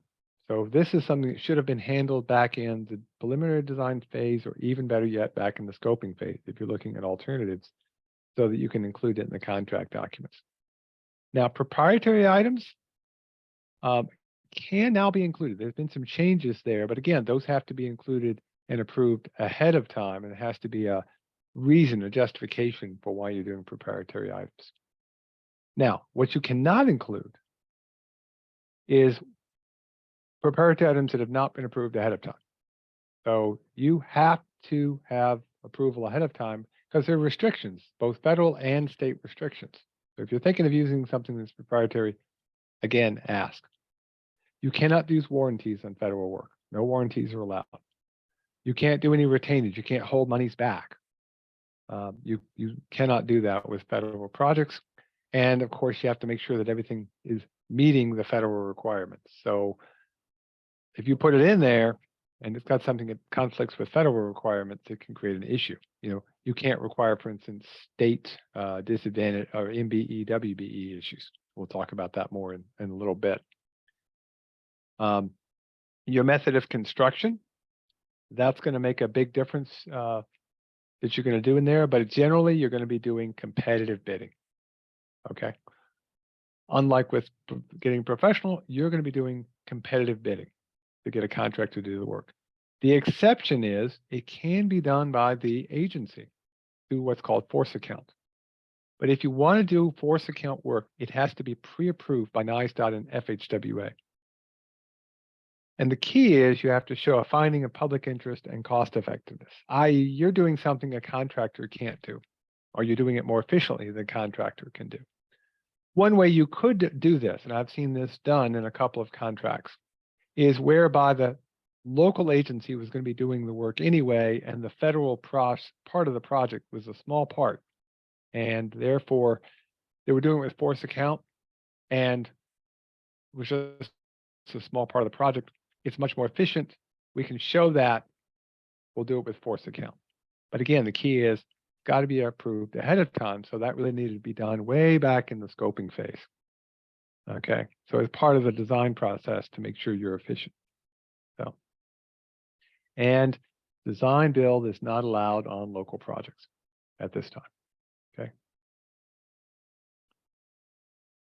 Now, if we had a whole week, we could get into a lot more of some special details. But again, this is the high level overview. But just keep in mind, there are some non-typical things that can come up. So for instance, if you're using state public agency furnished materials, maybe they've got something like this old Tappan Zee Bridge panels. Those were approved ahead of time for use, so you could approve them. But the key is, if you can show public interest, you may be able to do some things. That's essentially how you can specify proprietary items, that you're showing there's a public interest in doing so. You may have to show where you're storing materials off-site, or you're disposing of materials, you're doing it in the proper way. You're going to want to do that ahead of time and as part of the scope.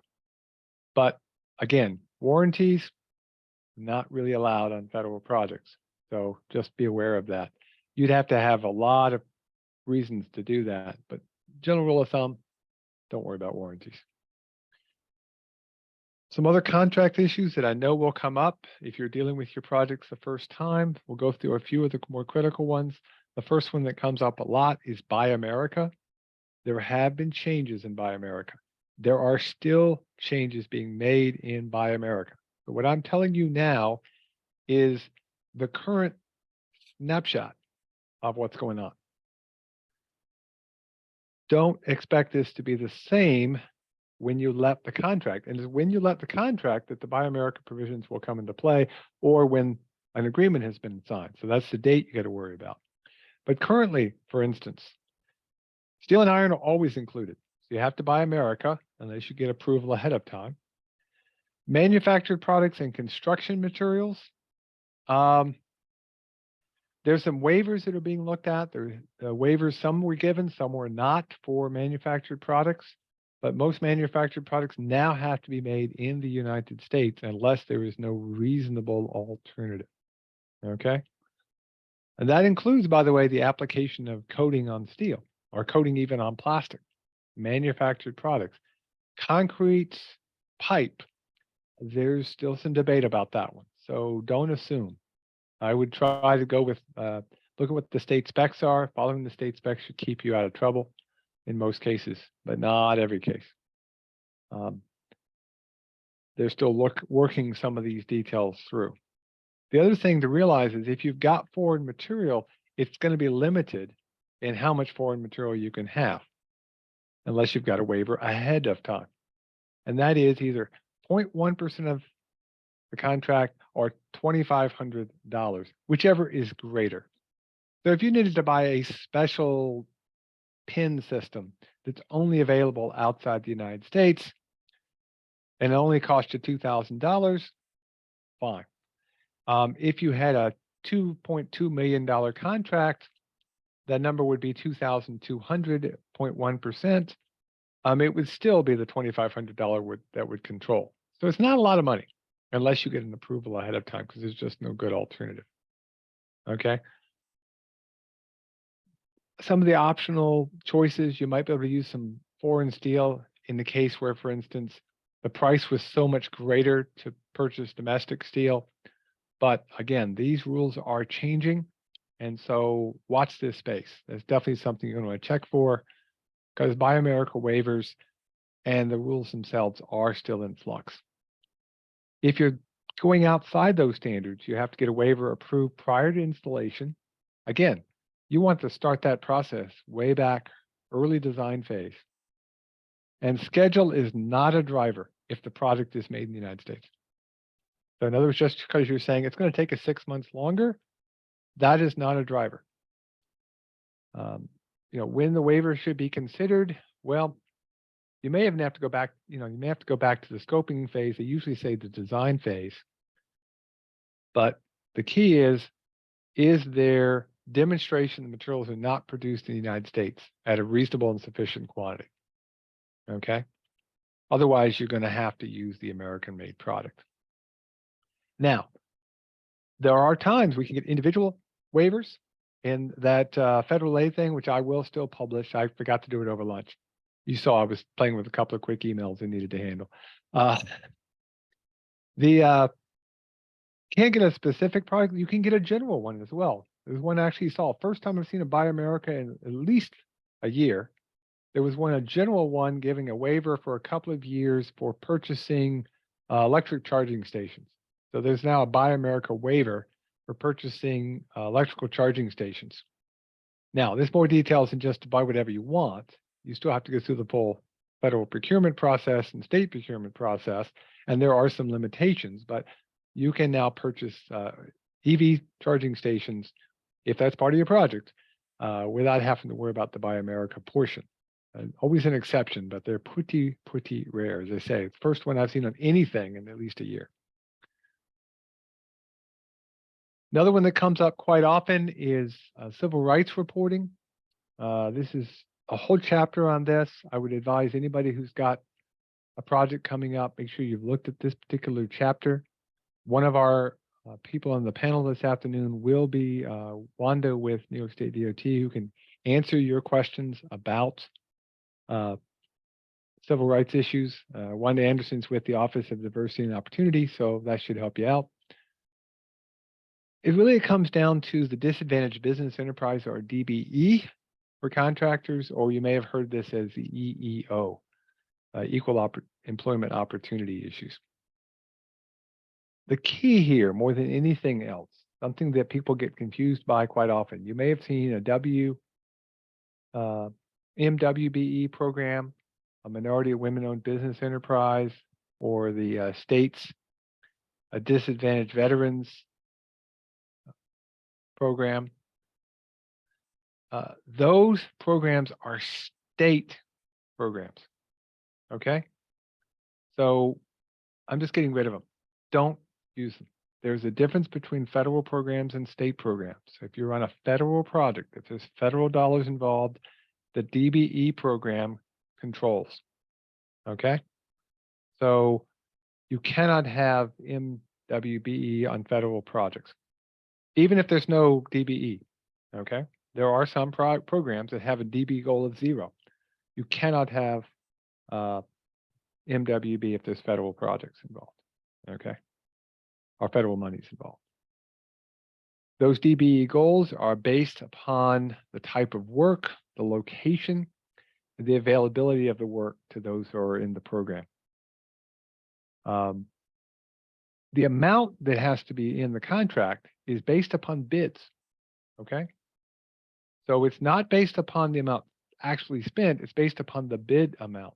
And the attainment, whether you're meeting the requirement, is based upon the dollar amount you actually spend. So as an example, if it's a $1,000 bid and the commitment is $100, that's a 10% based upon the bid. So you would monitor towards that $100. Even if they wind up spending $2,000, it's the $100 that would control. If they wind up only spending $500 or charging $500, the $100 amount would still control. So it's the amount based upon the percentage of the bid that matters. Now, state has a tool for this. You don't have to memorize this at all. And some of them are set. There's a female goal of 6.9 for businesses owned by women-owned enterprises. And there's a minority goal. This is for the federal program, but these are already set. And the minority goals are set by the county, okay? So a quick question, and you can give me the answer in the Q&A. If I have an 8% commitment on the DBE and the award amount is $500,000, what do you monitor during the project? And then I'll look at the question in the Q&A while y'all come up with the answer. And the question is, you cannot use MWB firm on a federal project even if the DB goal is 0. You can use whatever firm you want, but the key is that if they are only a MWBE firm, that work doesn't count towards the DBE goal. Federal project program is different than the state program, okay? So if an accounting firm has state certification but not federal, their work would not count towards the DBE goal. It's federal dollars can only have a DBE goal, okay? So if it's a federal project, there's no state goal. You can't have both on the project. You can only have one. Okay. And yes, somebody got the right answer. 8% of 500,000 is 40,000. So if they spend a different amount of money, there's still the 40,000 that you would monitor. And how do you do that? Well, you do that with practices from the contractor. You can look at recruitment and hiring. You got to look at pay. This includes subcontractors and suppliers. You got to make sure they're training and promoting things. There's all kind of signs they're supposed to put up. Are they retaining people? Okay. So part of the DBE, not just the monetary stuff, but also to make sure they're doing equal employment opportunity.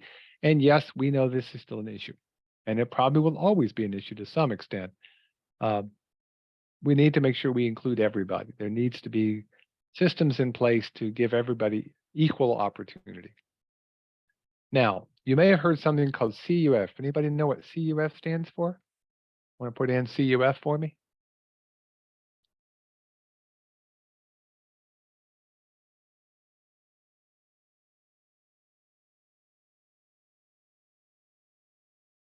Nobody wants to put in CUF.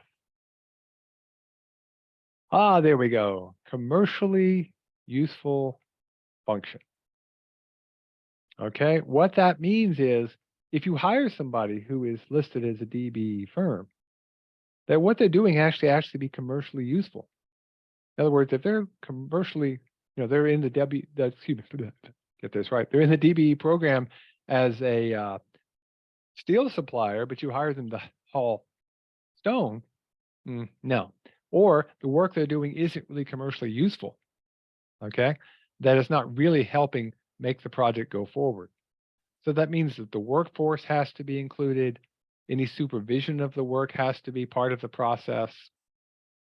Equipment has to be actually owned by the contractor who is a DBE firm. And the materials they're getting the product. It's not you buy it from somebody else and they just use it. It has to be part of their contract. So it's commercially useful, it's distinct. Okay, they're managing it, they're supervising it, they're working on it using normal practice. So you have to make sure, especially with subcontractors, that they're doing this, and it must be signed and certified ahead of time. And yes, of course, there's a process for this. Okay. And again, look at the forms. These are available. You can look them up in the Civil Rights chapter. They're online. And the forms are there to help us figure out the right questions to ask. Okay. So I've got time. Let me look at which of these two I want to do. Oh, we'll do the first one here. Okay. So case study, we'll do the first case study here. DBE, disadvantaged business enterprise, is subcontractors to furnish and install rebar on a bridge deck. A review of the documents submitted with the material certification shows the steel was delivered and invoiced to the prime contractor. The documentation indicates what? And I'll give you 4 choices, so you get to click on the 4 choices. The DBE negotiated price and ordered the rebar. Further review is required. The DBE only needs to submit proof of payment to demonstrate commercially useful function. The DBE did not perform a commercially useful function.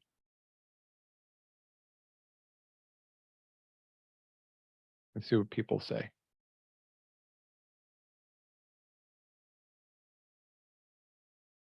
Okay.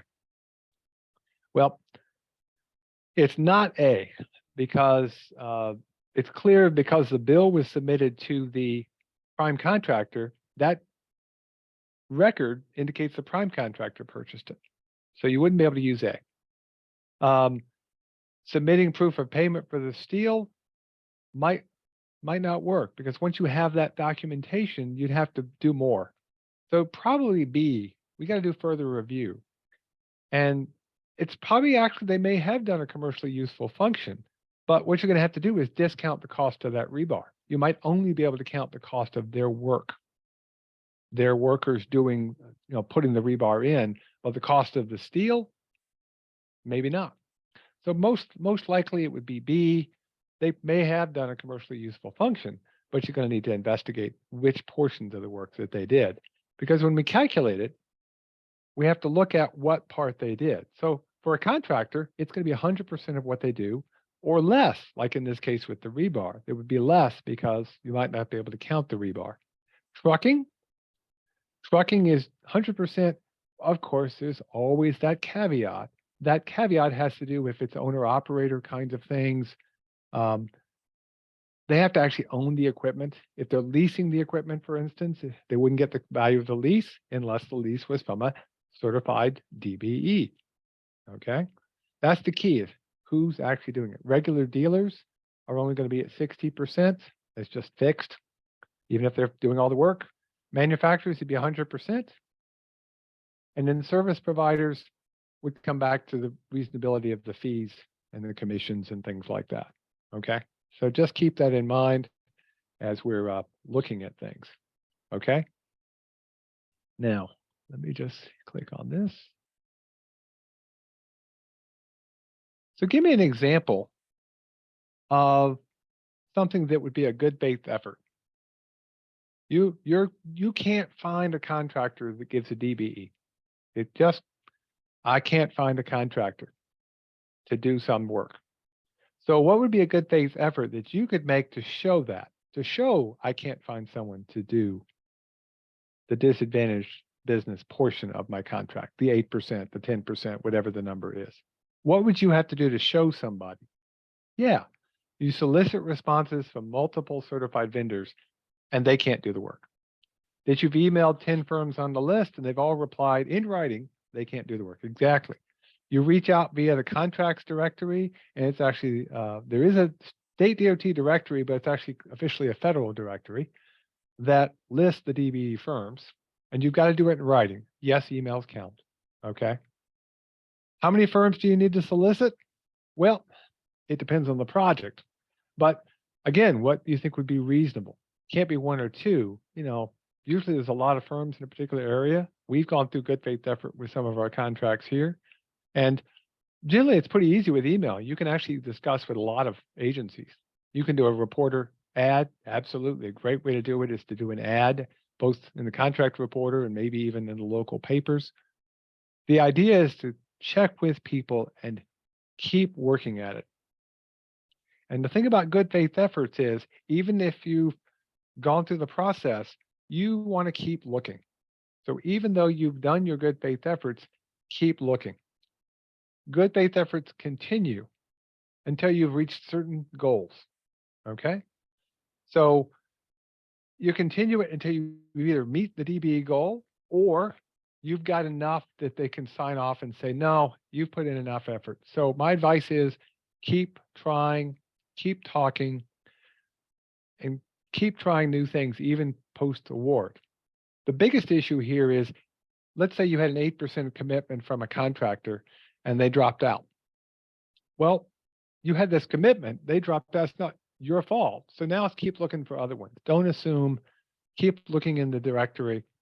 Don't limit yourself by geography. You never know, even though you might think, oh, I'm in Buffalo and heck, I don't want to contact a firm in Albany.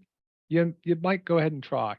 Reach out. New efforts aren't going to hurt you. In fact, you may be required to until you get certification that you've met the requirements.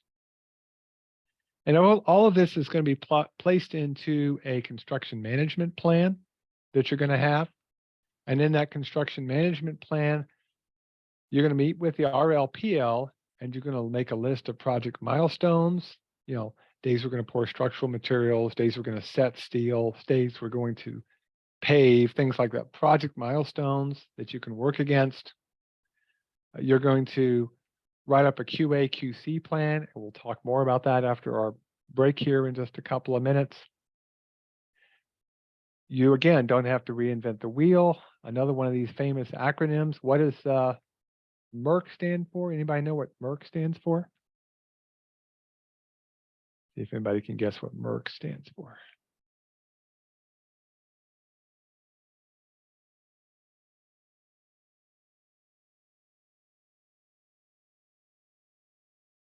The Manual of Uniform Record Keeping. Yeah, Manual for Uniform Record Keeping, Manual of Uniform Record Keeping.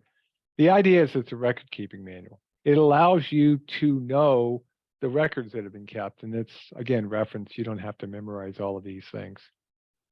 much like whether you're doing your taco or your dinner, it's going to be a list of the things you're going to be doing while you're making your meal.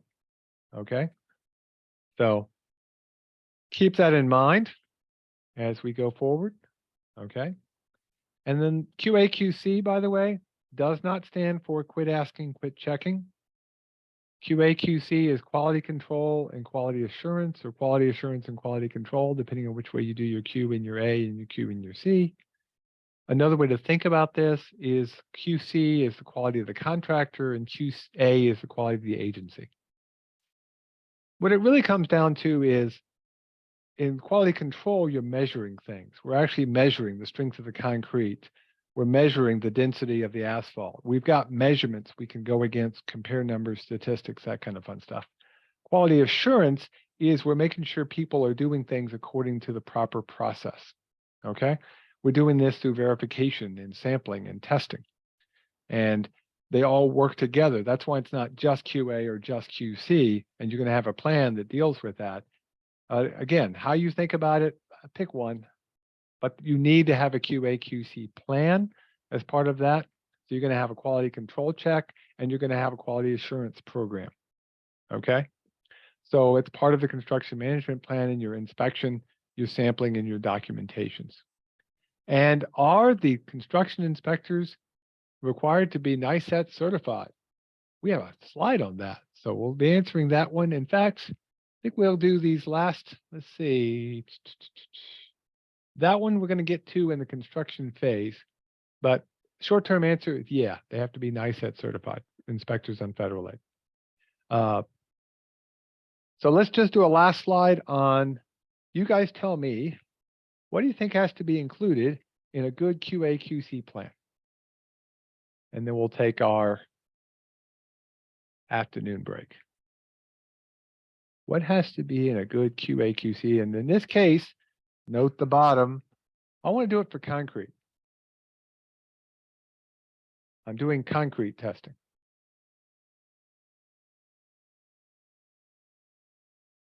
Standards, frequency,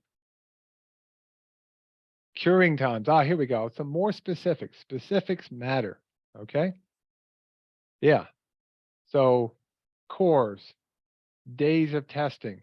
What's the minimum strength? What's the slump? What's the air content? What did the tickets actually say versus what I expected? The batch versus the actual. How much water was added? Okay. So you're going to have quality assurance issues, and then you're going to take those down to a testing company, get them tested, and that's the quality control issues. But you need to make sure you have the cores. You know, if you want to do a quality control test, you got to have cores. So that's where quality assurance comes into place. So you made sure you made your cores. That you've got your, say, 3, 7, 14, and 28 day cylinders, if that's what you need. Okay, obviously minimum you're going to need your 7 and your 28s, but depends on the process. Is it structural? Is it just sidewalk concrete? And we'll talk about some examples after the break where people didn't do those things and they had to spend more money retesting. So have a good QA/QC plan in place. Absolutely critical. By the way, a couple of things I didn't see, but think about it. Were the aggregate sources included? Are they been tested? What's the process involved? By the way, you don't have to memorize any of this. All of this is available in different forms available from the state. So that's what's pretty cool about taking advantage of that. So you know what testing standards have to be followed. The QA/QC plan is going to be slightly different if it's on the national highway system or state highway. That's going to be state specs and materials off site and steel items, things like that. Okay. Versus off system, you're still going to be state specs, but you may or may not have NISDOT inspections, and you may not have some of the quality assurance issues. But here's the thing, take this message home. Even if you're not on the state system, you can get reimbursed. So even if the state's not providing inspections, you can get reimbursed, but make sure you included that in your cost way back when you asked for your money. If you didn't ask for it, you may not get it back because it may not be available. And with that, we're going to take our afternoon break. I've taken 5 minutes of your day, so we'll go back in 15 minutes. So we'll start back up at 10 of 2, and I will write that in, and we'll see you at 10 minutes of 2, and I'll clear this out and go from there.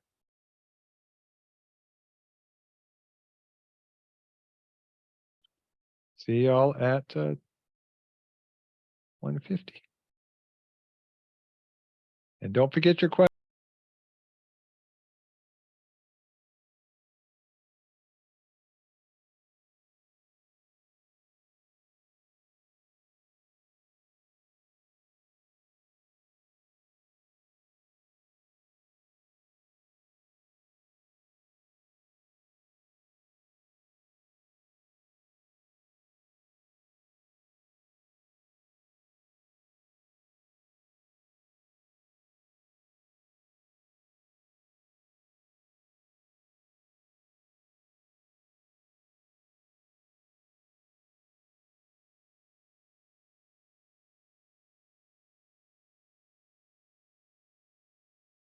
Okay, we're gonna start back up and we're gonna do construction. Okay. Now, I've tried to sort out the questions. We'll try to answer those questions. We got a few answers for you and things like that. But I did promise you I would get you stuff on the federal aid side. I put in the chat the list of the Federal Register. Every day you can get a list of the Federal Register public actions. It's actually pretty cool. And if you're wondering what it looks like, once I get my mouse to move my stuff out of the way, there we go. You'll get a daily email, and I'm going to the web version on purpose because you can also look at the web version. And it's a list of the Federal Register. So essentially it lists all the actions taken by the various agencies of the federal government. I get it as an email, but this is the web version of that same thing. And the reason I'm particularly chose this one is I don't expect you to read it, but the one I put in the chat pod is the link to this day where the waiver for the Buy America requirement was put in for EV chargers. And at the very top of the page, on the top right, you can subscribe to updates. Just put in your email address and you'll get all the updates you could ever want. Okay. And even ones you didn't know you wanted. Okay. And it doesn't take long. I mean, I probably spend 15 seconds, scroll down, look at Federal Highway. Once in a while, I'll look at DOT, but it's a pretty simple thing to do. Keep in mind. Okay. So let's talk about construction. Where do we stand on our wheel? Well, we're into the yellow portion. Going to be bidding and awarding and closing the project out. And then we'll finish up with O&M and on our Q&A panel here in about half an hour or so. So in terms of bidding and awarding the project, this is talked about quite a bit in Local Projects Manual, Chapter 14. It lists the requirements for the sponsor, such as you open bids publicly, you analyze the low bid, and if they're responsible, you got a winner. You do need to review their DBE plan and obtain approval from NISDOT, again through the RLPL. And if they haven't met the requirement, you then notify them and say, hey, you're the low bidder. Everything except your DBE plan is good. You got 5 days to either get us that and add it to the award or get a good faith effort. And it's not a change of amount. It's just a change of who might be doing the work. Okay. And a good faith effort might have to be gotten otherwise. You can't negotiate with the low bidder. That's not the way the system works. Okay. So you're not going to be negotiating. All you're doing with that is you're saying you did meet the DBE requirement. How are you going to do it? They either do it by changing out a subcontractor to meet it, or they show they've got a good faith effort, or they're going to continue to do a good faith effort and you approve that with approval from DOT. Now you got to report all this through a thing called the EBO. There's a monitoring program and process that's used. Each contractor and subcontractor should be putting these in and communicating this both to you and to the state. Okay. So there's a template and forms that can be filled out. Again, it's going to come back to communication. At the same time, there are spreadsheets and forms that are available. This happens to be one called a workforce participation plan. Now, this plan, I'm showing it now because it's part of the process when you're doing construction.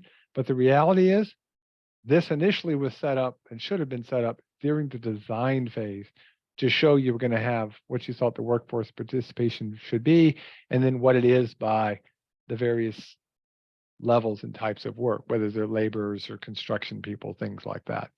And so this should be done by the designer, and then it's also done by the contractor, and you can compare those two, and the contractor will submit their workforce participation plan. Okay. Now this is separate from EBO, okay, but it is available from the DOT. You don't have to reinvent any wheels, okay? So just keep that in mind. Essentially, part of this is that we can use this. I got a note here from our friend Wanda, as I told you, great resource.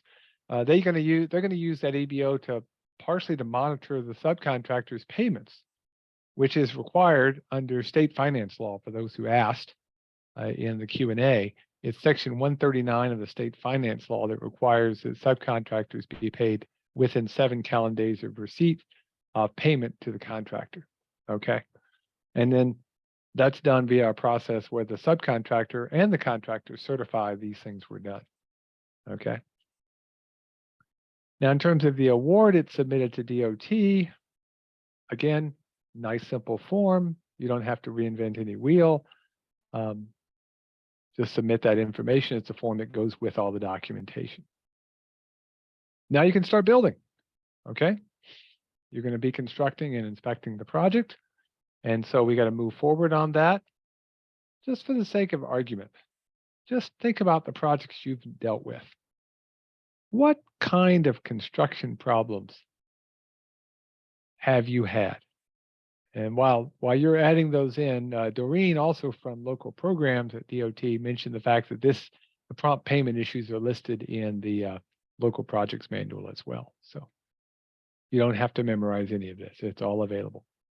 Okay, so here's some construction problems. Weather, okay. Bats, procurement, labor issues, material lead times, which you know have gotten worse coming out of COVID. Okay, contractor issues, rock that was unforeseen. Okay. The reason I ask this question is I'm actually thinking about your scope. I'm actually thinking about way back at the beginning of the project. Think about the things you've had hit your projects, and could you have resolved them in the initial phases when you were doing the scoping, when you were doing the initial borings, when you were setting up the initial analyses? Are they really unforeseen? Yeah, I'll admit, weather is hard to control, but we know certain times of year what the weather is likely to do, though obviously we know change occurs because this has been one of the warmest winters in a long, long time. But yeah, think about what you might have been able to do during the design phase or even the scoping phase to help eliminate some of these construction problems later on. And then you got to decide if they do occur, is it worthy of a change order? Now, before you start, you need to have a pre-construction conference. That is done with the sponsor, the contractor, any inspectors. If you're hiring a firm, that would mean the inspection firm. The RLPL needs to be part of that meeting as well. It's actually pretty important, okay? And you sit down and you go through the contract. You go through the construction. You have the construction management plan, the CMP available, and you make sure everybody's on board with who's doing what and when they're doing it, okay? So sit down and go through it, get a box of donuts. Don't pay for it with the contract funds. Find somebody to pay for it. Maybe each pays for their own. And sit down and figure out what you're going to get done. Okay? Now, there are things you got to notify the workers about. Labor laws, EO laws, all those kind of prevailing wage, stuff like that. There's ways to do it that are good, and there are ways to do it that are not. Putting all the stuff on a nice big display board, good. Making it where nobody can get to the display board without moving 15 tons of material, not so good.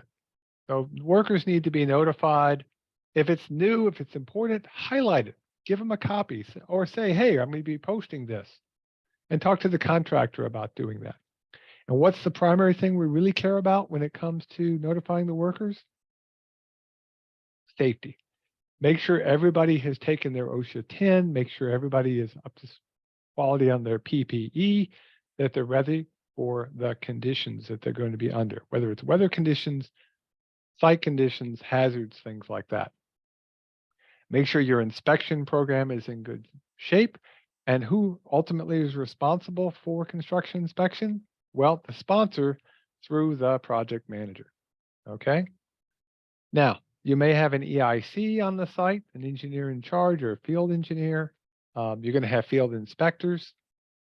Remember, you're all going back to the standard specifications from the state DOT. So that's a set of plans I would have on site. Any shop drawings, okay?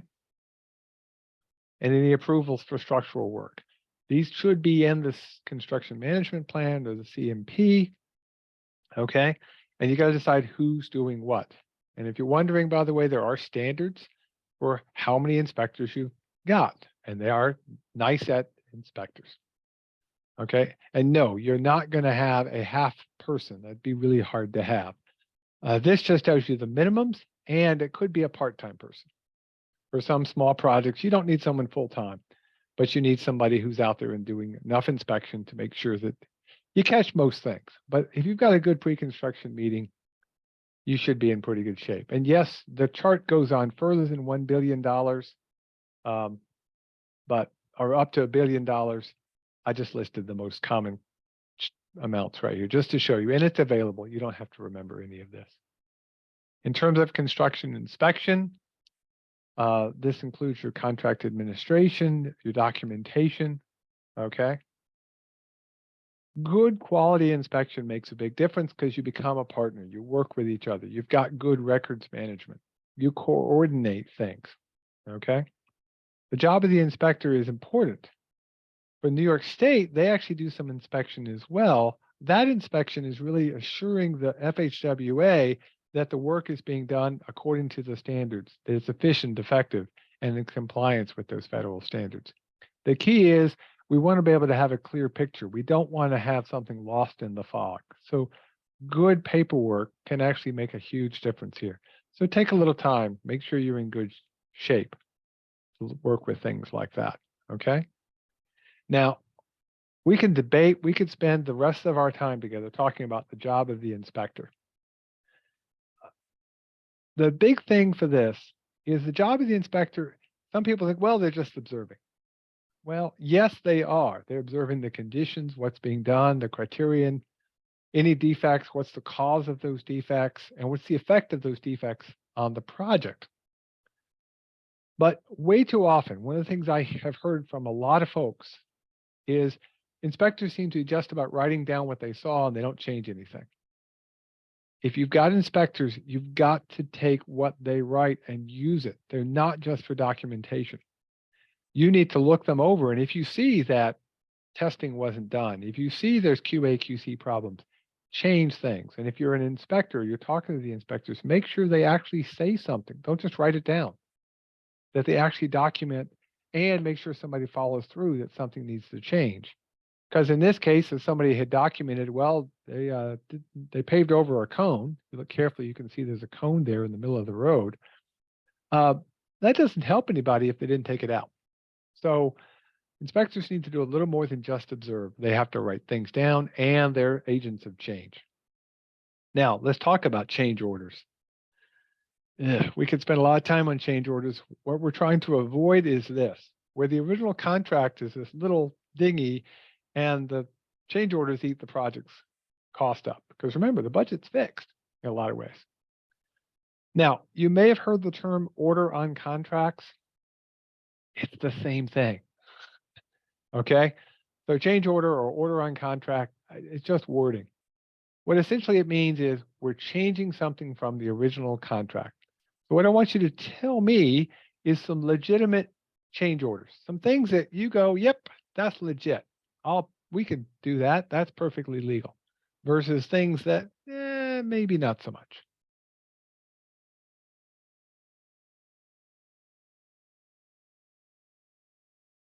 Out of scope work. No, maybe not. If it's out of scope work, you may not get paid for it. You might be able to do a contractor have to do the work, but the feds may not pay for it if it's out of the initial scope, if that's the original contract. So be careful about that. If it's unsuitable soils that were suddenly found, yeah, that's possible. But again, could you have caught that early on? Change in design, yeah, but you're gonna have to then justify the change in the design. Okay. If you found rock, there's an estimate maybe in quantity. Be careful of scope creep, as someone put in the Q&A. Okay. A removed orphan underground storage tank in the public right of way that was not identified. Yeah, that would be a legitimate change order, but then how are you going to pay for it if you run out of money? So that's why it's so important to have good quality at the beginning and good job. Yes, if the standards change, you might be able to do a legitimate change order on that. Whether, maybe. And I say maybe because it depends on the contract was written. Some contracts are written that isn't the weather clause. And it's got to find a way to make it work. Other ones, there is a weather clause in there. So cost changes may or may not be allowed, depending on what it is. If it's a small quantity, depends. And if it's delays work caused by owner, yeah, it could be a change order possibility. And of course, you might get an emergency. You know, I can't think of anything in the last 3 years that might have caused a national emergency and changed things. Can you? So yeah, notice a lot of these say unanticipated. Could we have caught them early on? Should we have caught these early on? Because what does a contract change? Well, a contract change is more than we think. Okay. A contract change, once my computer decides to wake up, it's a change to the scope, remember. Okay. You might have to even get approvals for this if you're changing like environmental issues. Yeah, it could include cost, but depends on how much. Is it scheduler time? Well, we'll come back and talk about that. But if it's a new item, maybe.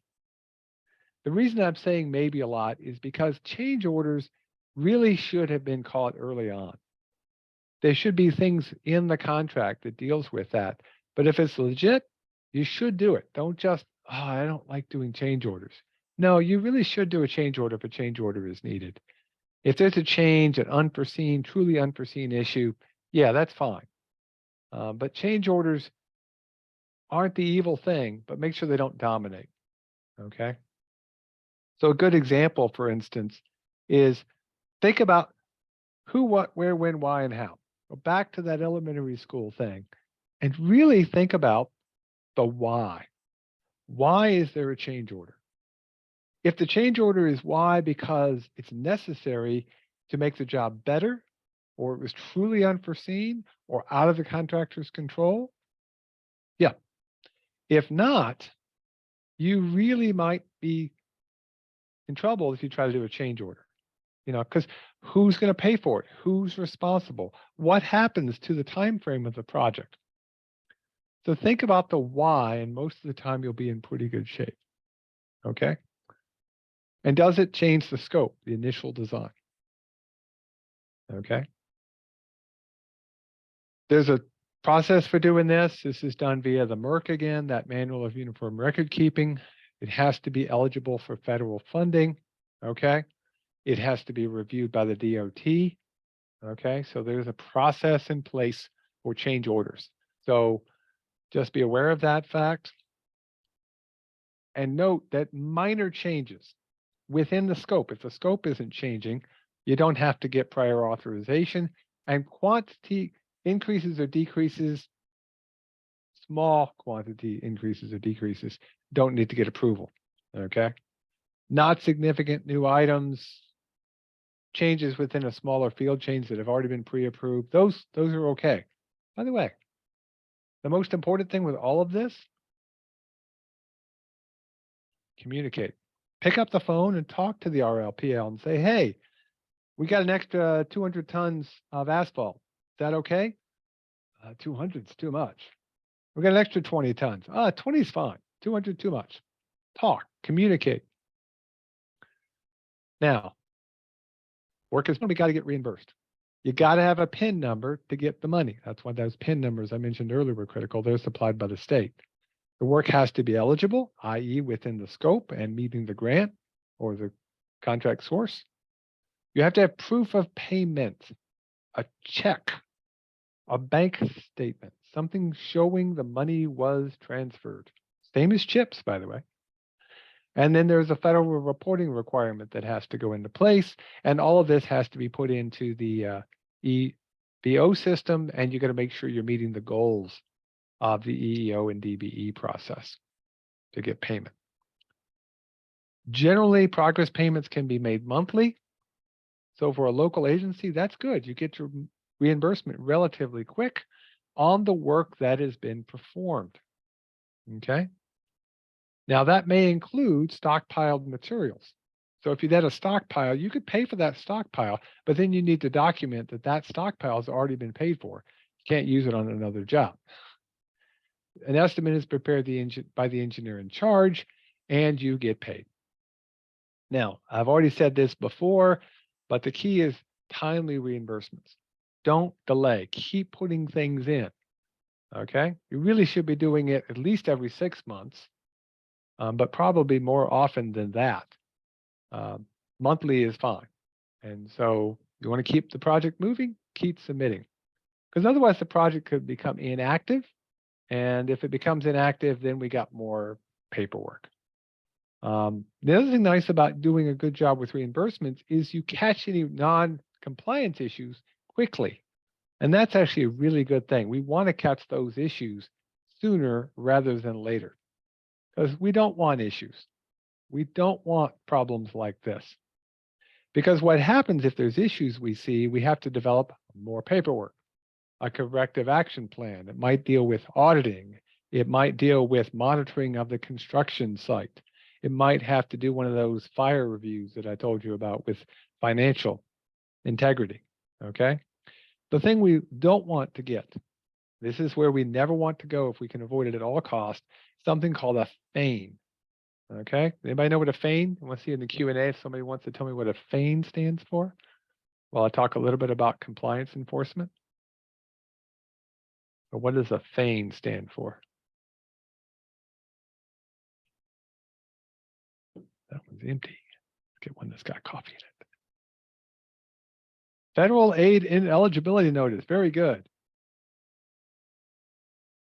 Essentially, if you aren't in compliance with federal laws and regulations, you may get money withheld or other actions, like for instance, you can't bid on projects in the future if you're a contractor, as an example. So you don't want FAINs. You might be in a situation where you can't go get another contract if you get too many FAINs or the FAINs are serious enough. Again, you want to solve FAINs? Communicate. Pick up the phone, talk to somebody.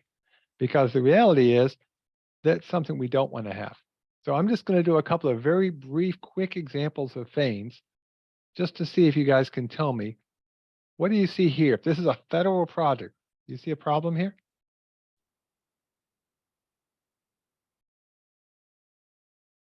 Federal project, you see a problem. Yeah, there's no PPE. There's no end caps on the rebar. So you got to have a safety vest. You got to have on a hard hat when you're on a federal job, because you're in the right of way. You're in a federal project. That was true a long time ago. Okay, another example.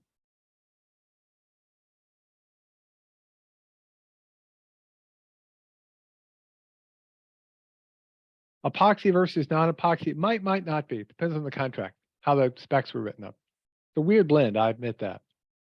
There's no stream diversion, okay? The pump's right in the water. Again, do they need a cofferdam? So knowing the specs is really, really important. Does the silt fence go all the way around the site? Here's an example of one. I won't ask you what the problem is, but what happened in this case essentially is they didn't do any concrete testing for the sidewalk. And so they had to hire a contractor to come back in and do testing. And they wound up spending $40,000 to have the contractor come back in on a project that was only worth $50,000 to the local agency. Holy cow, they lost 80% of their cost because they didn't do some testing, taking some core cylinders during the project. Those might, I can't assume those aren't hard-toed shoes. They do make hard-toed shoes that look like sneakers. So for instance, this is my foot. This is the boot I'm wearing right now. I have one version of this boot that is soft toe like I'm wearing today, and I have a hard-toed version. You can't tell the difference from above. So just get a hammer and hit the foot. You'll see. No. But again, think about that. We don't want feigns. Do a good job, you'll be good. So we're going to close this project out. We're going to be doing our construction completion. Okay. I got a question here on feigns. Let me see here. The feign says, is the feign issued? Is it on the contract or the sponsor? Sponsor. Generally, it's the sponsor who's the ultimate responsible party. Okay. Then you can, but you can get some things on the contractor, but the feigns are generally issued on the sponsor themselves. Because remember, it's federal aid, so the eligibility goes to the sponsor of the project. But the contractor can still have penalties. Remember, I said they could lose monetary, but they could also lose the ability to bid on future projects depending on what happens. But final inspection. So we're going to do a walkabout. We're going to look at the site, and we're going to do a contract closeout. Okay, that final inspection needs to be in conjunction with DOT.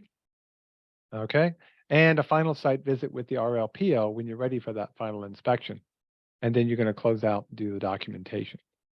That means you're going to do a final reimbursement request. You're going to do a final acceptance form.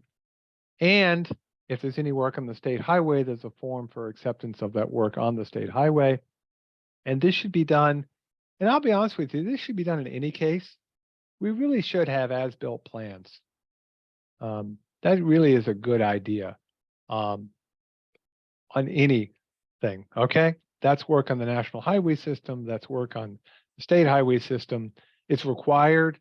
It's required on bridges. But be honest with you, I'd like to see as-built on every single project, but it is required if it's on the national highway system or the state highway system or on bridges. Okay.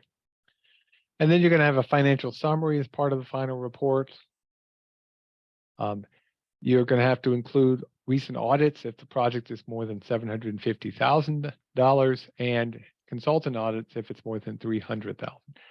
Again, there's a table. You don't have to remember all this. This is all listed out, but I just want you to realize as you're doing federal aid, finalizing the project is pretty important, and the final reports are pretty important as well.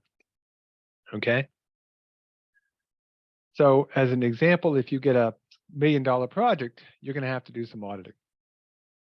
So you're going to have to make sure you've confirmed your EEO and your DBE utilization. Did you meet that? Were the payments all prompt? Everybody got paid? And you're thinking, how do I remember this? You don't have to remember any of it. There's a checklist. You just check the checklist off. And again, the font is too small. I just want to show you the form exists. It's on the web. It's linked from the local programs manual in the right chapter. And all you've got to go is walk down through that, do your inspections, and you'll be in pretty good shape. The two things on this slide, though, that I want you to think about that are pretty important. Number one is you want to have an agreement that closure. You want to make sure everybody's closed out all the paperwork and you've kept your records. So what do I mean by completion procedures? Well, you've made sure the work has been done, you've prepared any punch list, and you've made sure those punch lists have been followed through. I will be honest, we did a punch list on some lab work, not federal aid, many years ago in our lab. They never came back and cleaned it up. So in my mind, it's an open punch list, though nobody believes me. But again, we don't want that on federal aid projects because at the end of it, we can't get final acceptance until there are no outstanding claims. There is no unfinished work and there are no pending issues. Okay. So you really have to make sure that's been done.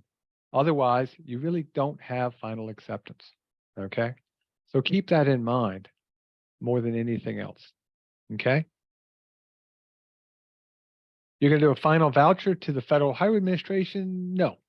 DOT is going to do a final voucher. Okay. You've already been reimbursed by this time. The division will do a financial review and they'll do a final voucher and the state will get paid, but you've already been paid because the state's supposed to pay you within 30 days. So the state's already paid you. So you don't have to worry about it. This is the state's problem. Okay. because the DOT pays the sponsor. Remember this process. Contractor gets paid by the sponsor, who gets paid by the DOT, who gets paid by FHWA. Okay. Couple of last things to remind you of, and then we're going to give you a couple of example projects. Records retention, there are standards for this. You don't have to remember. General rule of thumb is 3 years for anything that is auditable, paperwork, 6 years if it's personnel, 10 years if it's on the national highway system or state highway system, and check with your local records people to be sure, because there are exemptions to everything. Heck, there's a new rule out there. It was based upon an EB that was put out because of the way they bonded it. And by the way, don't try to read this. That talks about record retention. And because of the way they bonded Marcia Shelley and other funding, you got to keep some things for 15 months for auditing purposes. But you got to keep all those records now 36 years if you're getting CHIPS money or you're getting Marcia Shelley funding. So make sure you know how long you got to keep it. My advice, myself, and that's what we did. When you get that banker's box for this project, put on the top the date you can get rid of it. It's 36 years, you put 36 years. Okay. You can do electronic storage, by the way. That is allowed, but you got to have a retention system on how to recover it. There will be audits. Audits can be performed by anybody. My wife gets worried about audits with our taxes. Audits are just a process. There will be some audits because of randomness. There'll be some audits because of the amount of money, like you got $750,000. If you've got good documentation, you've had good communication, the audit just becomes another case for the guy to get a cup of coffee. Hopefully you made good coffee. Okay. And so now we're going to operate and maintain the system. And whether it's the project plan or whether it's the circle, we'll be in good shape. And we can move forward on things to operate and maintain. But think about the things you have to do for operations and maintenance. Can you do something in design to reduce that? A jointless bridge, that means you don't have to clean the joints out. A different kind of crosswalk material that might not have to get redone every single year. Think about those things, build them in, and then you don't have to maintain as much. Okay. And are you going to move to the next slide? Or are you going to be stubborn? Okay. So what I want to do is I want to do a couple of quick reviews, and then we'll do our Q&A panel. And I want to make sure I didn't miss something here. Okay. And we've already done that. Okay, so what's the most important thing? In the Q&A, what's the single most important thing? Scoping? That's not bad. Okay, I'll take scoping. That's not bad. What else? Documentation. Ooh, that's a good answer. I like that one. There we go. Communication. You're not sure, pick up the phone. Talk to somebody. So my last poll EV that I've got for you, before we do a couple of quick examples and then our panel, where do I go to get assistance? One word, where do I go to get the RLPL? Hey, I'm glad to see that one came up first. Yeah, with New York State DOT. Okay. Federal Highway can help you out. Yeah, there's plenty of sources out there. We can help you out with the LTAP Center, with Corner Local Roads. Yeah, we'd be glad to. The key is don't assume. And one group y'all didn't list on here, which I think is pretty important. Talk to your fellow local agencies.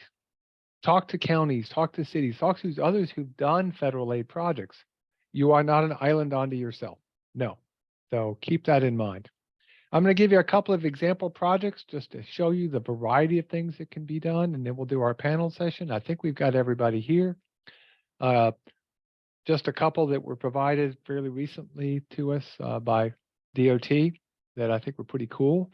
For instance, there's this one where Rockland County put a bridge over a railroad, so they obviously had to include the railroad as part of this. Okay, so this allowed to have a they didn't have a grade crossing.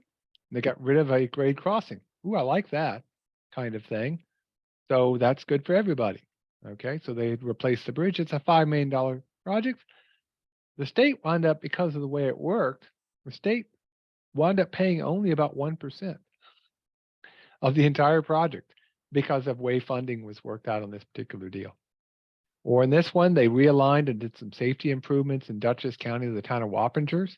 $9 million. The locals wound up 6% of the cost. Okay, improved sight distance, made things safer. And if you're thinking, oh, well, it's only road and bridge projects, I just gave you a couple of quick examples for non-road and bridge projects. Okay, this is a historic railroad station restoration that was paid for.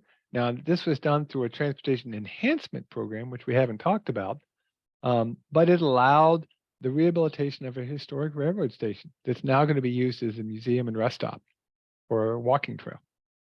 Okay, so there's some pretty cool stuff out there. There's the standard bridges that you can think about, but it could be small projects like a bridge. It could be a big one like Niagara Street in the city of Buffalo, that $13.9 million total. Okay. So yeah, there are all kinds of things that can be done with federal aid. And again, it doesn't have to be the entire project. In this particular case, the locals actually wound up paying 2/3 of the price with local dollars because they wanted to do some things outside the federal grant. But they got some monies to make some enhancements above what they were going to be doing already. It's a good way to stretch your dollars and do some things you might not be able to afford otherwise. And again, made things a little bit better. And of course, we're all used to rails and trails. That's a real common thing that we deal with all the time. Everybody knows about using federal aid for rails and trails. Okay, so I am going to remind you to learn the acronyms. Okay, so think about those acronyms, DADS and CFUs or CUFs and stuff like that. Well, what I want to do is remind you, we do have